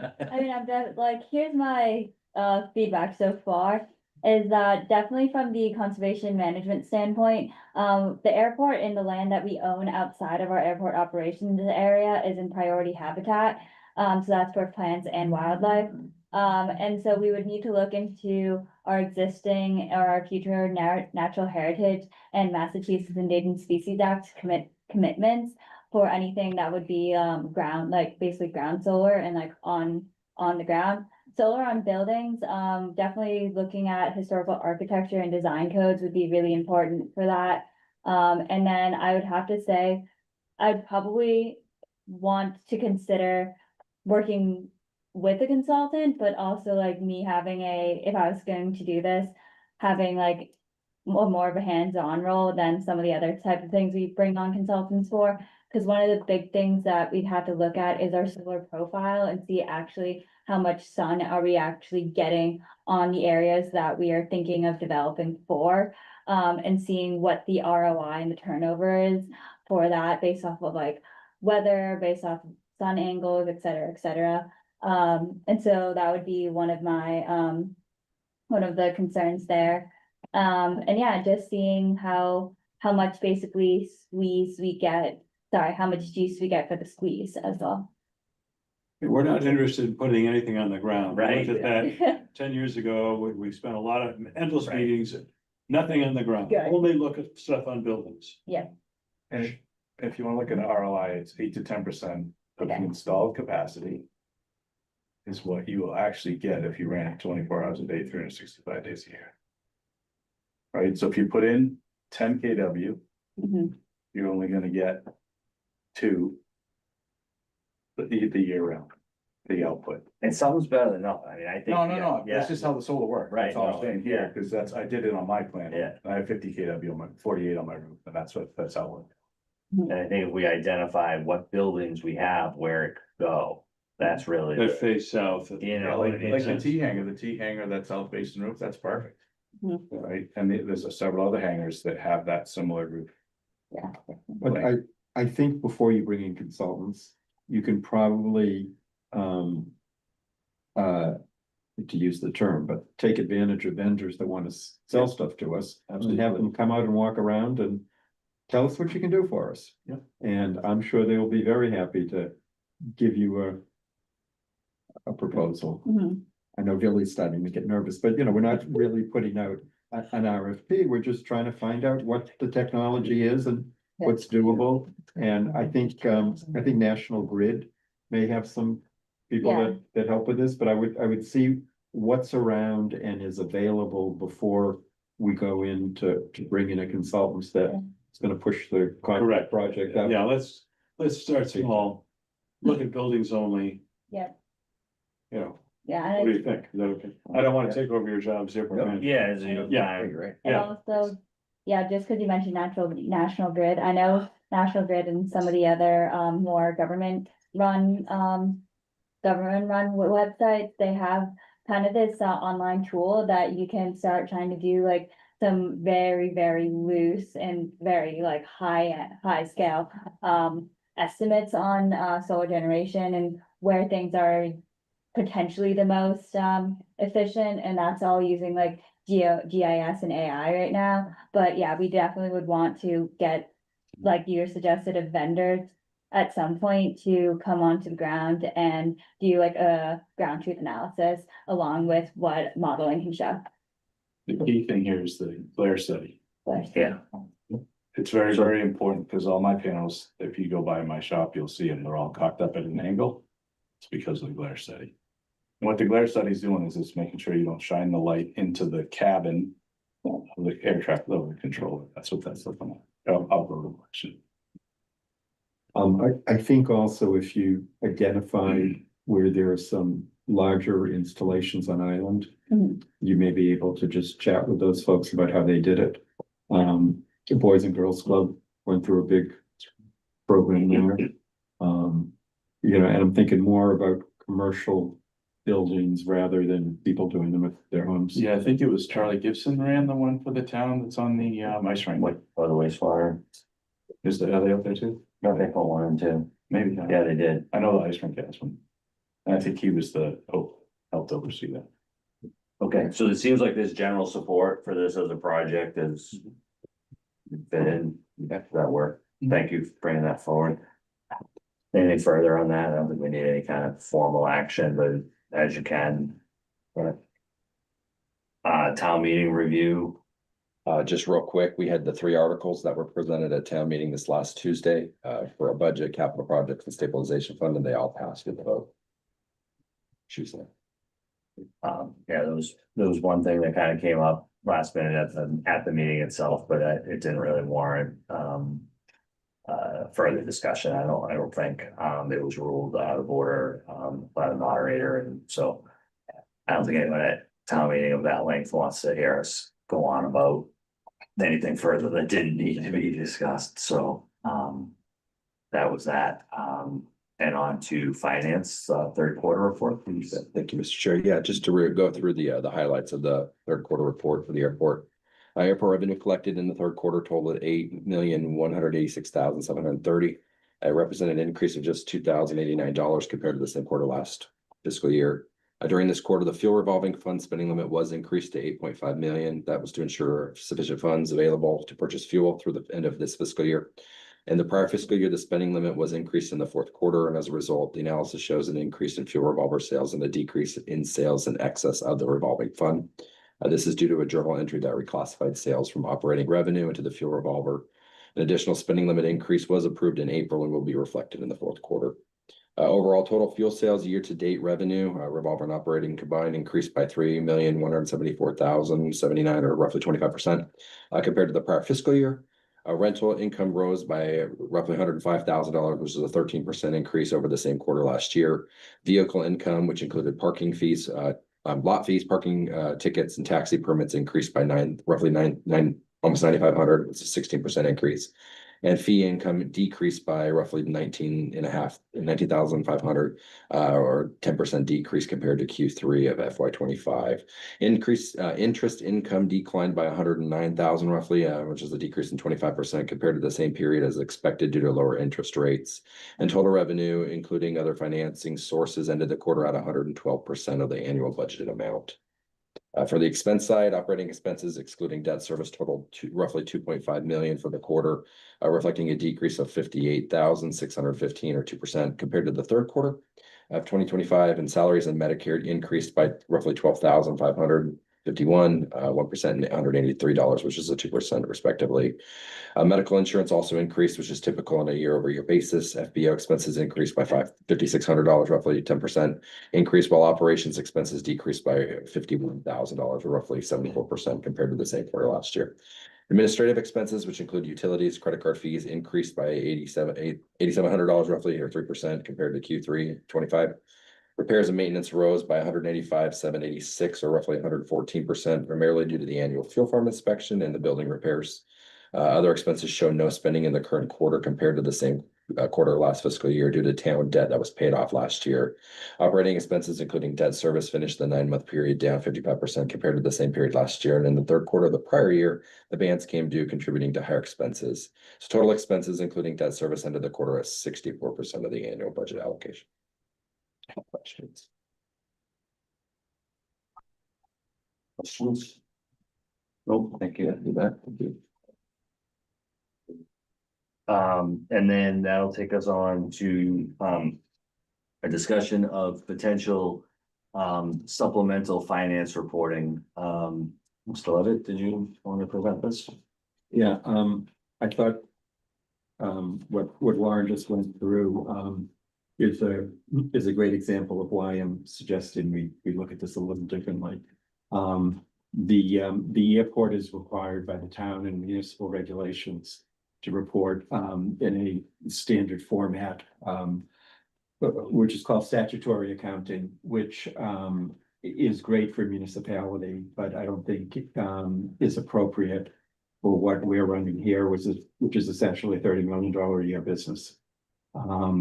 So I took the data that we had, worked with Maria on this, and we're fortunate in that our accounting system, or the accounting system that the town uses, called Munis, puts out data which Maria's putting into QuickBooks, which just allows you to manipulate the data a little bit and to resort it and present it a different way, which is much closer to GAAP, which is what every business in the world uses. And some of the differences and the changes in the presentation that we passed out and that I'll show you. For starters, rather than using a municipal year, which starts in July, which is smack dab in the middle of our season, doesn't let you see what our financial activity or performance was for summer season, because you get June in one year and July and August in the other. So by just moving a quarter over, we can now look at financials that run from April through March. And that way you can look at one season compared to another season.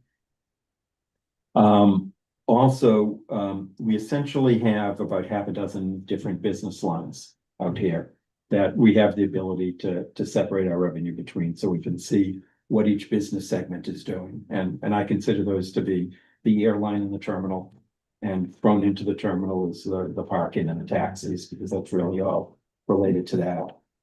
General aviation, rental cars, all of the non-terminal rent. We're really in the real estate business as well, and should look at that separately.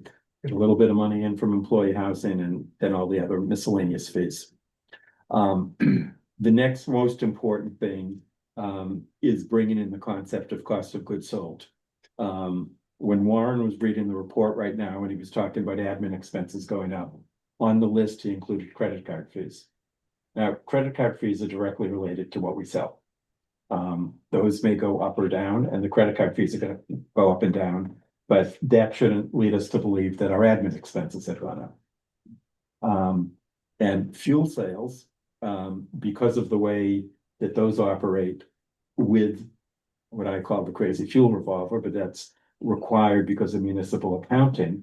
When we have $8 million of fuel sales, the first $8 million that goes in, or I'm sorry, the first $8 million of fuel that we buy comes out of that account. The first $8 million of fuel sales comes into that account. So for the first $8 million of fuel sales, it looks like we're not making any profit. And then once we start to spill over, it hits the income statement. So by putting those together and saying, we're paying for fuel and we're selling fuel, and there's a spread there. Let's understand what that is. And then back that out in cost of goods sold. Operating expenses can be moved into functional accounts. So where we were just talking about utilities and electric, it's nice to know that we're spending it on that, but some of it is running the FBO, and some of it's running the terminal, and some of it's running the employee housing.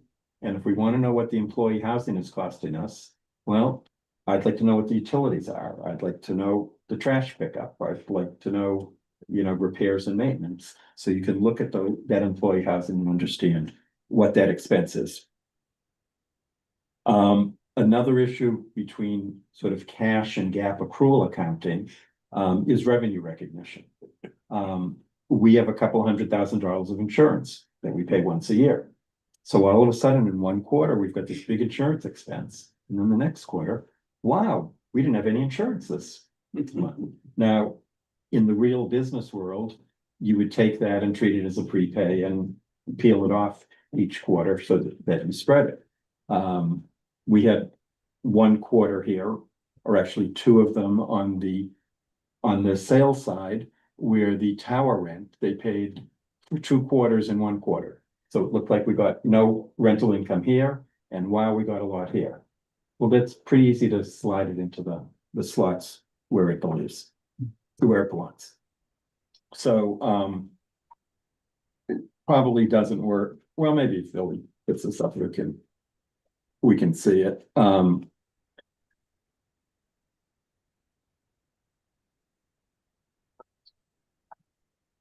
See if it, second page, really.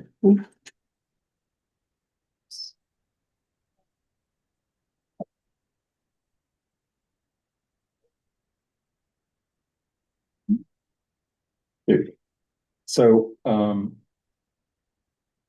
the top segment there are all of our sales broken out by the business lines that I talked about. We back out the cost of goods sold, and we can see what our gross margin is. And then operating expenses, you can track for the major line items. And again, we've broken it into 2 seasons here. So on the left is the 24 season, which started in April and ran through March of the following year. So basically, we're talking about the summer of 24 and then the summer of 25. And then over on the far right, when we're looking at year-to-year comparison, we're really looking at the full season. And you can obviously break this out and slice it by quarters. If we then come down to the bottom, where we have EBITDA, for those of you that don't live in the financial world, that's earnings before interest, taxes, depreciation, and amortization, which really gives you a sense of what your operating profit is. And then the other items that we back out of that under the line is the interest income we're getting on our investments. Depreciation, which is a non-cash item. Our auditors hit us with about $3 million a year of that. And then the interest on both the bands and the regular debt service, which brings us down to the net income. But if we're really looking at and because we are not a profit-making entity, everything that is net income, we turn around and spend on CapEx. We would add back the non-cash items, which in this case is depreciation, to show how much cash we have to put in the operation. The suggestion from somebody that everybody's eyes may glaze over if they haven't glazed over already. In addition to this summary page, there are a couple of backup pages with more detail. So if you wanted to see what was in repair and maintenance. We have a number of line items and this is all available for people to look at.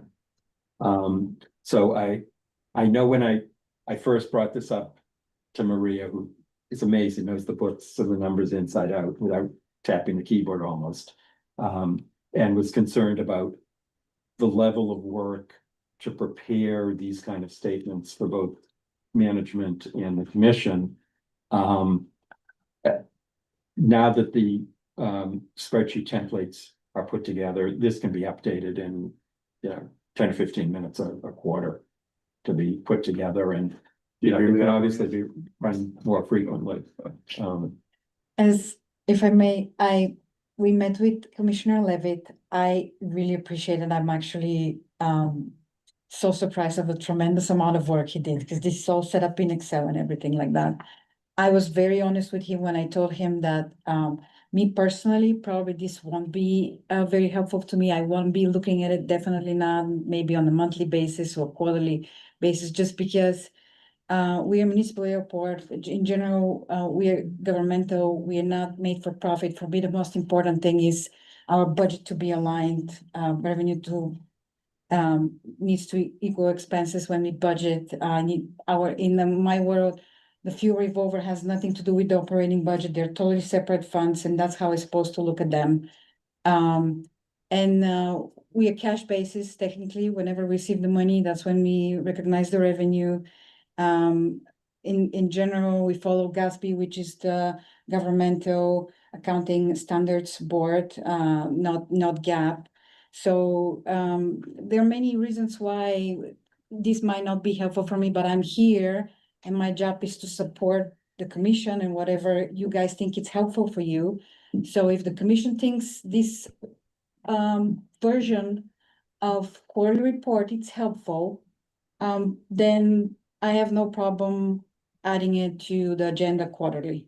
That's not an issue. But yeah, those are another thing we discussed with Commissioner Levitt in general, if it's a real gap statement, pension liability, and as he spread out the depreciation number, which is from last year, should be technically part of the statement, of the financial statements. This is done once a year when the audit is done, so we don't have those numbers, definitely not on a quarterly basis. And this will change, specifically the depreciation now will change since we finalized the South Apron. That was a really big project. So for next year, that number will be bigger, and just my brain is wired to look at fiscal year always. It took me a while when I started for the town to always look at fiscal year rather than calendar year or anything else. So that's just my personal opinion. But again, we're here to support the commission. If all of you are interested and you would like to have this format in the future, that's fine. Thanks. I think it's helpful because that's how I look at my numbers too, so I get it. I understand why he wants to see it that way. Yeah, I mean, my concern was sort of a workload basis, but if it's manageable and I think helpful, given that you've had the template established. I mean, I'm looking at this and I find it, I'm just kind of buried in these numbers now at this point. With interest, right? It's like, I wouldn't have thought that. And so, if it helps us to identify areas for just general policy wise, or where we might want to put more effort into one revenue generating, center as opposed to another, because you look at it this way. I mean, I'm just looking at just even the GA for year over year at 28%. Like, I'm like, well, all right, how did that happen? What was that as a result of? And so I thank you for doing this, and if you also could, do this, and it's something that you could try out, given that the work is sort of set up. I think it's great. Thank you. It works.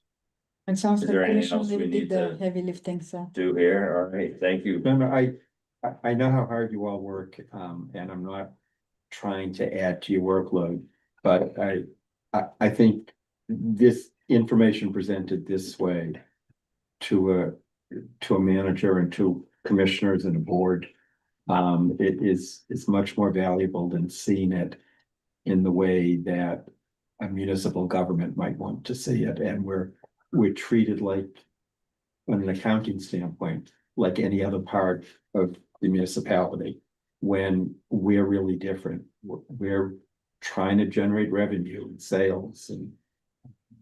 As an enterprise fund, we really are different. Yeah, we're You more know, like a business. we're more like a business, but have it, but constrained by the Gatsby 45 Gatsby. still, Mhm. gas. So, and I've become just accustomed at the annual base, looking at those line items and. You know, it's like, well, why did something go up on a year over year basis? That's just been the questions that I've asked over the years, budgetary and I think that Jamie, before you did started a helpful, and then he continued it with a comment. You know, sort of row as to look, you know, you guys are likely gonna ask this, so here's why something had been moved, because, you know, and I had found that particularly, you know, but this kind of, I think, gets at it on a more granular basis, and like I say, that sounds great, thank you. I should add that shortly after I joined the commission, I went and met with Brian. And the finance director. And he said a couple of things to me. One, he said, this is the first time I've ever seen anybody from the airport commission who had interest in finances. And number two, when I asked about doing presentations in GAP, he said, as long as you continue to file municipal reports, you can do whatever kind of reporting out there that you think would be helpful to you. Yeah, I just wanted to know how to get contracts done from them. I did go to him a few times, and so admittedly, it did ask these questions. So, thank you. Are we good on this, on the financials for now? Okay, so let's move on to the manager's report. Thank you, Mr. Chair. Going just real quick through the manager's report and project updates in relation to the AIP projects.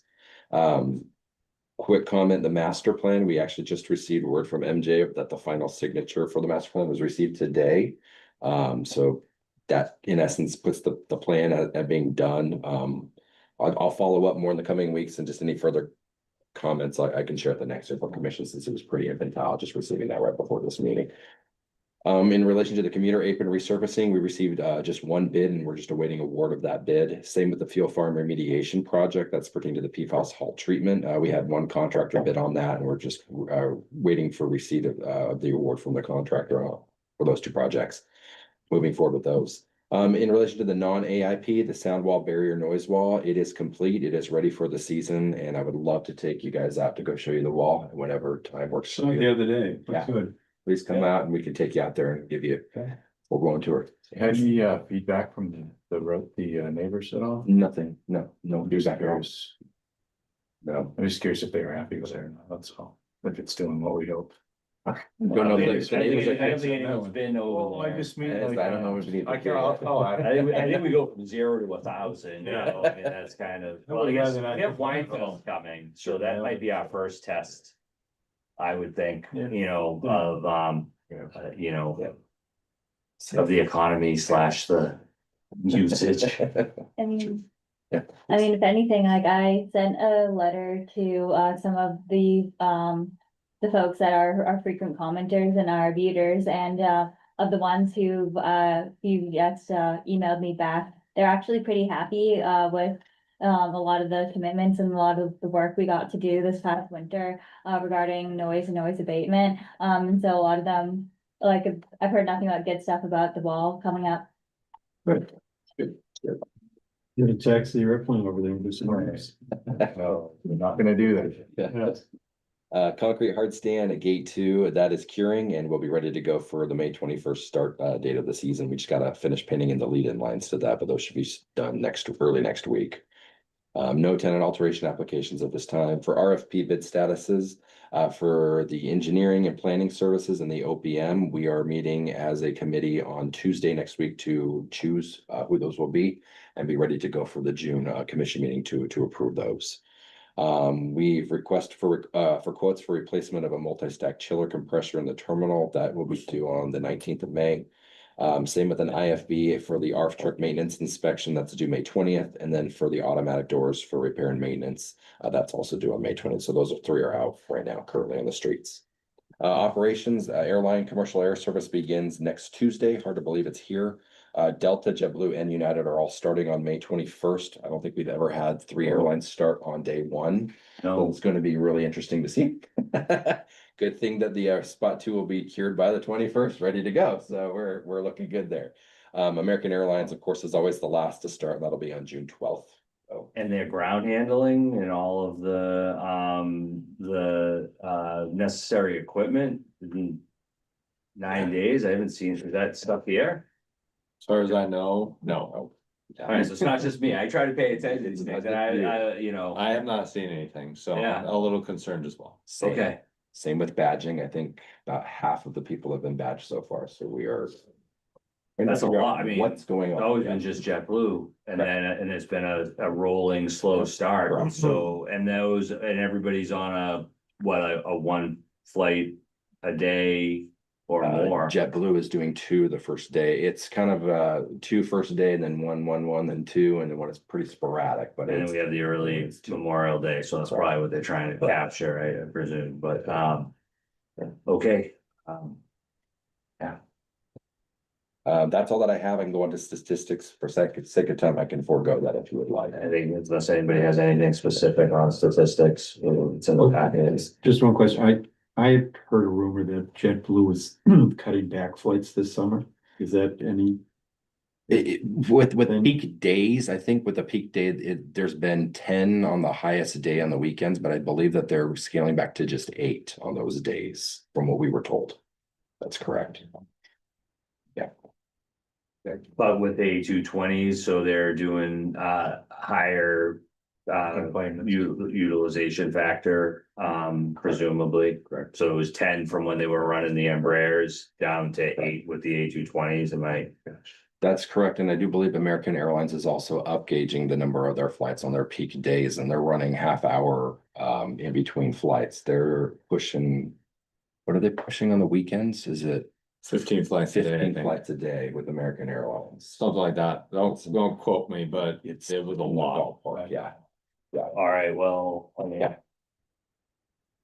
No A319 on that currently, which is good. I'd have to double check that number, but it was It's somewhere it up was a there. lot. Right. all right, well, I No think, fog on weekends this summer? That's right. yeah, it's everything's Please pray. perfect, right? Everything's perfect. So I mean, it's nice to have the service for the public and the, you know.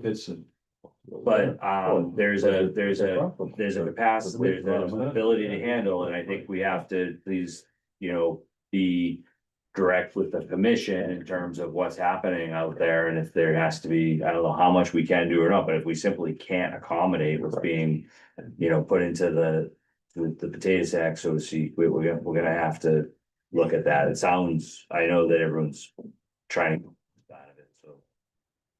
Okay. And just in relation to personnel report, we have 15 seasonal staff hired already and ready to go. Excellent. And the dorm utilization factor essentially is that We are to full dorm capacity now, full Thompson House capacity. I think we have everybody in every bed right now. okay, Season. and everybody's happy, I hope, so. Facilities, great. Anybody else? So that was it. For the personnel Yeah, report? that's all that I have. On all the seasonal staff that have been hired, when will they all be trained, or what's the training schedule for when they'll actually be useful? A lot of them are It's a rolling. it's rolling. We used to in the past bring everybody in groups and it didn't really work out that way. So everybody, you get 1 and 2 at a time and they roll for the training individually almost at this point. We have also a lot of returning. Which is great. Yeah. Yeah. So it cuts down on training hours and manpower for that. Any commissioners' comments? I had two. One, I attended an internal meeting along with the manager with some FAA staff, and it was a general discussion about flight paths and trying to get their assistance and buy-in on promoting our voluntary noise abatement routes, and perhaps a discussion with the tower on, what could be done to again, they're very clear that, they're voluntary routes. And there aren't a lot of complaints, but at the same time, what can be done to try to encourage that remain off, the way I put it is, look at signage on the airfield. There's a lot of outreach that there's a very big difference in, especially non-peak periods. Like last Tuesday afternoon, if you could actually, direct to remain 1 mile offshore and then make the turn versus making that. So there's some distinctions, but it was an effort to try to promote that discussion, and I'm not sure. I think we'll have to wait and see if it actually has any impact. So. Well, the arrivals and everything have changed though. Yeah, well, In recent times, the arrival into here, to Yeah. keep all that traffic off and the departure. yeah, so one of the comments had been about the change from Cape Tracon to Boston over the last few years, and then with the change of procedures for the modification of 1230 to a taxiway, and then part of it had to do with Boston traffic. And again, I respect air traffic control and all the work they do and safety, so there's a lot to that whole sort of system. It's easy to just say we just want this on that one spot, but it's everything is a spider web and so connected. So it was an effort to say, this is our hope. I think the one that I've heard a lot from the Surfside Association we have over the years really is that sharp right and back over, right? So if we could make a little improvement on that possible, and then promote some outreach again, see what we can, to the effect of but we did have a meeting. It was much appreciated that they were willing to sort of jump on a Zoom and discuss that. And again, that a lot of that was follow-up to some outreach from the Civic Association and the Surfside Association to the management, say, we're really seeing a lot of this. Is there anything important to do? No, we're much more about the wheels on the ground, but we wanted to make an effort. So that was really what we were trying to do. So I wanted you to be aware of that. And then lastly, I did not put my name in for the next term. And so it's been great working with everybody. I will be here for the next meeting. But I'm gonna take a break for family really purposes. So You'll be missed. Yeah. Public comment? There is no public comment. All right. Oh, with that, there? yes. Thank you for the many, many years. You got another Service. meeting to. I've been here. Shower me with praise. Listen. I'm surprised they caught any arrows around here. No, I've been here for a lot of your, just when you were assistant manager, I got here. You were with Dan, I think Andrea was here when I got here, Mm-hmm. but there was then a long hiatus before Phil showed up. We thought he was a newbie, but he's well worked, the tires are well worn out, and then we got this guy over here. A major problem. The ground, I see it, yeah. the ground Major running. problem. So, But thank you for your I many appreciate that. I'll miss it. I hard love. years of work, and you put your nose to the grindstone on this. I There's a lot love of serving the preparation. community. I You're really doing do. 4 times as much work as the rest of us. Not Yeah. I fair. appreciate it. Thank you. So, Thank you. With that, I would entertain a motion to go into executive session. For general law, chapter 30A, section 21A, do executive session minutes enumerated on the agenda. And clause 3, discuss strategy with respect to collective bargaining and litigation. If an open meeting, they have a detrimental effect on the bargaining and litigating position of the public body, and the chair so declares. For the to get laborers International Union, North America, like Laguna, right? Did I get it right? International. All right. Yep. Yep. And then clause 2, to conduct strategy session in preparation for contract negotiations with non-union personnel, the airport manager annual salary and bonus assessment. Not to return to open session. Is there such a motion? So moved. Second. Motion made, seconded. Ms. Planzer, how do you vote? Aye. Mr. Levitt? Aye. Mr. Fiscarin? Aye. Mr. Marks? Aye. Chair votes aye. Thank you all.